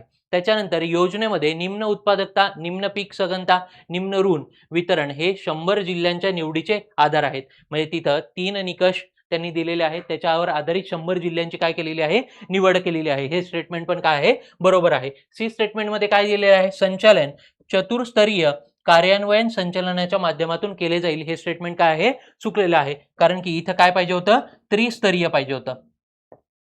त्रिस्तरीय म्हणजे 3 टायर असं त्याला इंग्लिशमध्ये आपण म्हणू शकतो. त्याचं संचालनालय 3 टायरमध्ये करण्यात येणार आहे. म्हणजे पर्याय क्रमांक आपल्याला ए आणि बी, पर्याय क्रमांक 1 या प्रश्नाचं बरोबर उत्तर येणार आहे. योग्य पर्याय आपल्याला इथं ओळखायचा आहे. 93 नंबरचा प्रश्न बघूयात. योग्य विधान आपल्याला इथं ओळखायचं आहे. कशाबद्दल दिलेलं आहे तर तुमचा जागतिक बहुआयामी दारिद्र्य निर्देशांक म्हणजे मल्टिपल पॉवर्टी इंडेक्स जो आहे त्याच्याबद्दलचे स्टेटमेंट्स आपल्याला इथं दिलेले आहेत. ए स्टेटमेंटमध्ये काय दिलेलं आहे, हा निर्देशांक कोण जाहीर करतं तर जागतिक बँकेद्वारे प्रकाशित केला जातो. हे स्टेटमेंट काय आहे, चुकीचं आहे. आपल्याला माहिती आहे UNDP आणि OPHI म्हणजे Oxford poverty and human development institute या 2 संस्था काय करत असतात, हा रिपोर्ट प्रकाशित करत असतात. म्हणजे ए माझं चुकीचं आहे. बी वाचूयात. बी मध्ये काय 2025चा अहवाल दारिद्र्य आणि हवामान बदल यांमधील संबंधांवर केंद्रित आहे. हे स्टेटमेंट बरोबर आहे. त्यांची जी थीम आहे त्याच्यामध्येच हे दिलेलं आहे. आपल्या 2025च्या थीम मध्येच हा घटक इन्क्लूड होता. सी स्टेटमेंट बघूयात. या अहवालात 4 प्रमुख हवामान संबंधित धोके म्हणजे ते धोके कुठले दिलेले आहेत तर हाय हीट, त्याच्यानंतर दुष्काळ, पूर आणि वायू प्रदूषण या 4 प्रमुख हवामान संबंधित घटकांचा अभ्यास यामध्ये करण्यात आला आहे. हे स्टेटमेंट काय आहे तर बरोबर आहे. बी आणि सी स्टेटमेंट जर तुम्ही वाचलं असतं तर तुम्हाला कळलं असतं की हे एकमेकांना पूरक स्टेटमेंट आहेत. आता डी स्टेटमेंटमध्ये काय दिलेलं आहे, या अहवालानुसार दक्षिण आशियामधील दारिद्र्य मोठ्या प्रमाणात वाढले आहे असं दिलेलं आहे. हे स्टेटमेंट काय आहे, चुकीचं आहे. भारताचं जर एक्झाम्पल घेतलं म्हणजे दक्षिण आशिया देश, भारत पण त्याच्यामध्ये येतो, तर त्याच्यामध्ये मल्टिपल पॉवर्टी जी आहे ते काय झालेले आहे तर कमी झालेली आपल्याला बघायला भेटते. वाढलेली बघायला भेटते का तर नाही. म्हणून ए आणि डी स्टेटमेंट काय आहे, चुकीचं आहे. म्हणजे आपल्याला योग्य ओळखायला लावलं होतं. म्हणजे पर्याय क्रमांक 4 या प्रश्नाचं बरोबर उत्तर आहे. बी आणि सी हे स्टेटमेंट बरोबर आहे. 94 नंबरचा बघूयात. 7वा वेतन आयोग ची मुदत कुठं होती, 1 जानेवारी 2026 रोजी संपण्यापूर्वीच कुठला असं राज्य आहे ज्यांनी काय केलेलं आहे, 8वा राज्य वेतन आयोग स्थापन केलेला आहे. तर ते राज्य कुठलं आहे तर आसाम. पर्याय क्रमांक 4 हे या माझ्या प्रश्नाचं बरोबर उत्तर येणार आहे. आसाम या राज्याने काय केलेलं आहे, 7व्या वेतन आयोगाची मुदत संपण्यापूर्वीच 8वा वेतन आयोग ची स्थापना केलेली आपल्याला बघायला भेटते. 95 नंबरचा प्रश्न. योग्य व अयोग्य कथने आपल्याला ओळखायची आहेत. म्हणजे दोन्ही ओळखायचं आहे. जर आपण ऑप्शन पण बघितले तर बी योग्य, ए अयोग्य अशा प्रकारचे ऑप्शन्स आपल्याला दिलेले आहेत. 31वी राष्ट्र बाल विज्ञान काँग्रेस 3 जानेवारी 2026 दरम्यान भोपाळ मध्य प्रदेशमध्ये आयोजित करण्यात आलेली होती. आता इथं काय चुकलेलं आहे तर 2026 नाही, काय पाहिजे होतं 2025. आणि तिथं जे लोकेशन दिलेलं आहे ते बरोबर दिलेलं आहे, भोपाळ मध्य प्रदेश. म्हणजे ए स्टेटमेंट माझं काय आहे, चुकीचं आहे. 31वी बाल राष्ट्रीय विज्ञान काँग्रेस ही आरोग्य आणि कल्याणासाठी परिसंस्था समजून घेणे या संकल्पनेवर आयोजित करण्यात आलेली होती. हे स्टेटमेंट काय आहे, बरोबर आहे. म्हणजे पर्याय क्रमांक 2 या प्रश्नाचं माझं बरोबर उत्तर येणार आहे. बी योग्य, अयोग्य. 96 नंबरचा प्रश्न. गोव्याच्या मुख्यमंत्र्यांनी प्रस्तावित केलेला 3रा जिल्हा पुढील प्रमाणे कुठला आहे. 3रा जिल्हा सांगायचा आहे आपल्याला, तर तो कुठला आहे, कुशावती नावाचा तो जिल्हा आहे. इथून मागं गोव्यामध्ये काय होतं, नॉर्थ गोवा आणि साऊथ गोवा असे 2च जिल्हे होते. 3रा जिल्हा आता कुठला बनवण्यात येणार आहे तर कुशावती नावाचा जिल्हा आहे. पर्याय क्रमांक 1 या प्रश्नाचं बरोबर उत्तर आहे. 97 नंबरचा प्रश्न. नोबेल पुरस्कार 2025. आता आपल्या इथं सगळे म्हणजे 4 नोबेल इथं विचारलेले आहेत. पाहता क्षणी हा प्रश्न तुम्हाला अवघड वाटला असेल, कारण की याच्यामध्ये काय दिलेलं आहे, त्यांचं काम दिलेलं आहे आणि मग आपल्याला इथं त्यांचं नाव दिलेलं आहे. बघा आता कामावरून तुम्हाला जरी लक्षात नाही आलं, म्हणजे आपण पाठ करताना कसं करतो जास्तीत जास्त की फिजिक्स, केमिस्ट्री, बायोलॉजी, त्याच्यानंतर साहित्य आणि तुमचा शांततेचा पुरस्कार अशा पद्धतीने पाठ करतो. परंतु इथं आयोगाने त्यांचं काम दिलेलं आहे आणि मग त्यांचं आपल्याला नाव दिलेलं आहे. तर इथं डी स्टेटमेंट जर तुम्ही शांतचित्ताने वाचलं असतं तर काय लक्षात आलं असतं, व्हेनेझुएलाच्या लोकांसाठी लोकशाही हक्कांचा प्रचार त्यांनी केलेला आहे. तर कोणी केलेला आहे मग तो पर्याय क्रमांक 1 मारिया कॅरियनो मचाडो यांनी केलेला आहे. म्हणून त्यांना काय केलेलं आहे, शांततेचा नोबेल यावर्षी देण्यात आलेला आहे, म्हणजे 2025चा. म्हणजे ड च पर्याय क्रमांक 1 असं ऑप्शन माझ्याकडे एकच आहे. पर्याय क्रमांक 2 या प्रश्नाचं बरोबर उत्तर येणार आहे. म्हणजे इतर मला माहिती नसली असतं, म्हणजे लेस इज मोअर असं महेश सर वारंवार सांगतात, तर अशा पद्धतीने तुम्ही तुमच्या कमीत कमी डेटाचा वापर इथं करायला पाहिजे होता. पर्याय क्रमांक 2 या प्रश्नाचं बरोबर आहे. 98 नंबरचा प्रश्न. नवी दिल्ली येथे आयोजित world para athletics grand prix 2026 मध्ये भारताने किती सुवर्ण, किती तुमचं रौप्य आणि कांस्य म्हणजे गोल्ड, सिल्वर आणि ब्रॉन्झ किती पदकं जिंकलेली आहेत ते आपल्याला सांगायचं होतं. मग पर्याय क्रमांक 2 या प्रश्नाचं बरोबर उत्तर येणार आहे. गोल्ड किती जिंकलेत? 75. त्याच्यानंतर सिल्वरचा क्रमांक लागतो 69 आणि ब्रॉन्झ आपण 64 जिंकलेले आहेत. ठीक आहे, स्ट्रेट फॉरवर्ड प्रश्न होता. तर या ह्याच्यात पहिला नंबर कुठलाच आहे? भारताचा पहिला नंबर आहे आणि दुसरा कुठला देश आहे? तर रशिया या देशाचा नंबर आलेला आहे. लक्षात असू द्या, रशियाचा 2 नंबर आहे, भारताचा 1 नंबर आहे. का बरं? भारताने 75 गोल्ड जिंकलेले आहेत. ठीक आहे, इथं आयोगाने कन्फ्यूज करण्यासाठी पर्याय क्रमांक 3 कसा दिलेला होता बघा, इथं उलट केलेलं होतं. ठीक आहे, लक्षात असू द्या ही गोष्ट. पर्याय क्रमांक 2 या प्रश्नाचं उत्तर येणं अपेक्षित आहे. 99 नंबरचा प्रश्न, विज्ञान आणि तंत्रज्ञान आधारित उपायांद्वारे लैंगिक समानता वाढवण्यासाठी आणि महिलांचे संरक्षण करण्यासाठी पुढीलपैकी कुठल्या राज्यांमध्ये महिला तंत्रज्ञान केंद्र स्थापन करण्यात आलेलं आहे? म्हणजे मुख्य प्रश्न कुठं होता? महिला तंत्रज्ञान केंद्र कुठल्या राज्यांमध्ये स्थापन करण्यात आलेलं आहे हे आपल्याला सांगायचं होतं. मग ती राज्य कुठली आहेत? तामिळनाडू, सिक्कीम आणि उत्तर प्रदेश. म्हणजे BCE पर्याय क्रमांक 1 या प्रश्नाचं बरोबर उत्तर येणार आहे. गुजरात आणि महाराष्ट्रामध्ये अशा प्रकारचं केंद्र स्थापन झालेलं नाहीये. ठीक आहे, 99 नंबरचं आन्सर काय येणार आहे? पर्याय क्रमांक 1. ठीक आहे, ब्राझीलच्या म्हणजे 100वा प्रश्न आता बघूयात आपण. ब्राझीलच्या ब्रिक्स चेअरशिप 2025च्या प्रमुख प्राधान्यांमध्ये पुढील बाबींचा समावेश आहे. तर आपल्याला किती दिलेले आहेत? इथं 5 बाबी दिलेल्या आहेत. पर्याय क्रमांक 4 या प्रश्नाचं बरोबर उत्तर येणार आहे. बघा, अशा पद्धतीच्या प्रश्नांमध्ये तुम्ही काही काढणं अपेक्षित नाहीये, कारण की त्यांनी एकदम सिंपल वेमध्ये हा प्रश्न बनवलेला आहे. जागतिक आरोग्य सहकार्य, ठीक आहे, त्याच्यानंतर हवामान बदल, बहुस्तरीय व्यवस्थेत सुधारणा, महिला मुक्तीला प्रोत्साहन आणि व्यापार, गुंतवणूक व वित्त हे सगळे कसे संबंधित आहेत? तर तुमच्या ब्राझीलच्या 2025च्या परिषदेशी संबंधित आपल्याला बघायला भेटतात. पर्याय क्रमांक 4 या प्रश्नाचं बरोबर उत्तर आहे.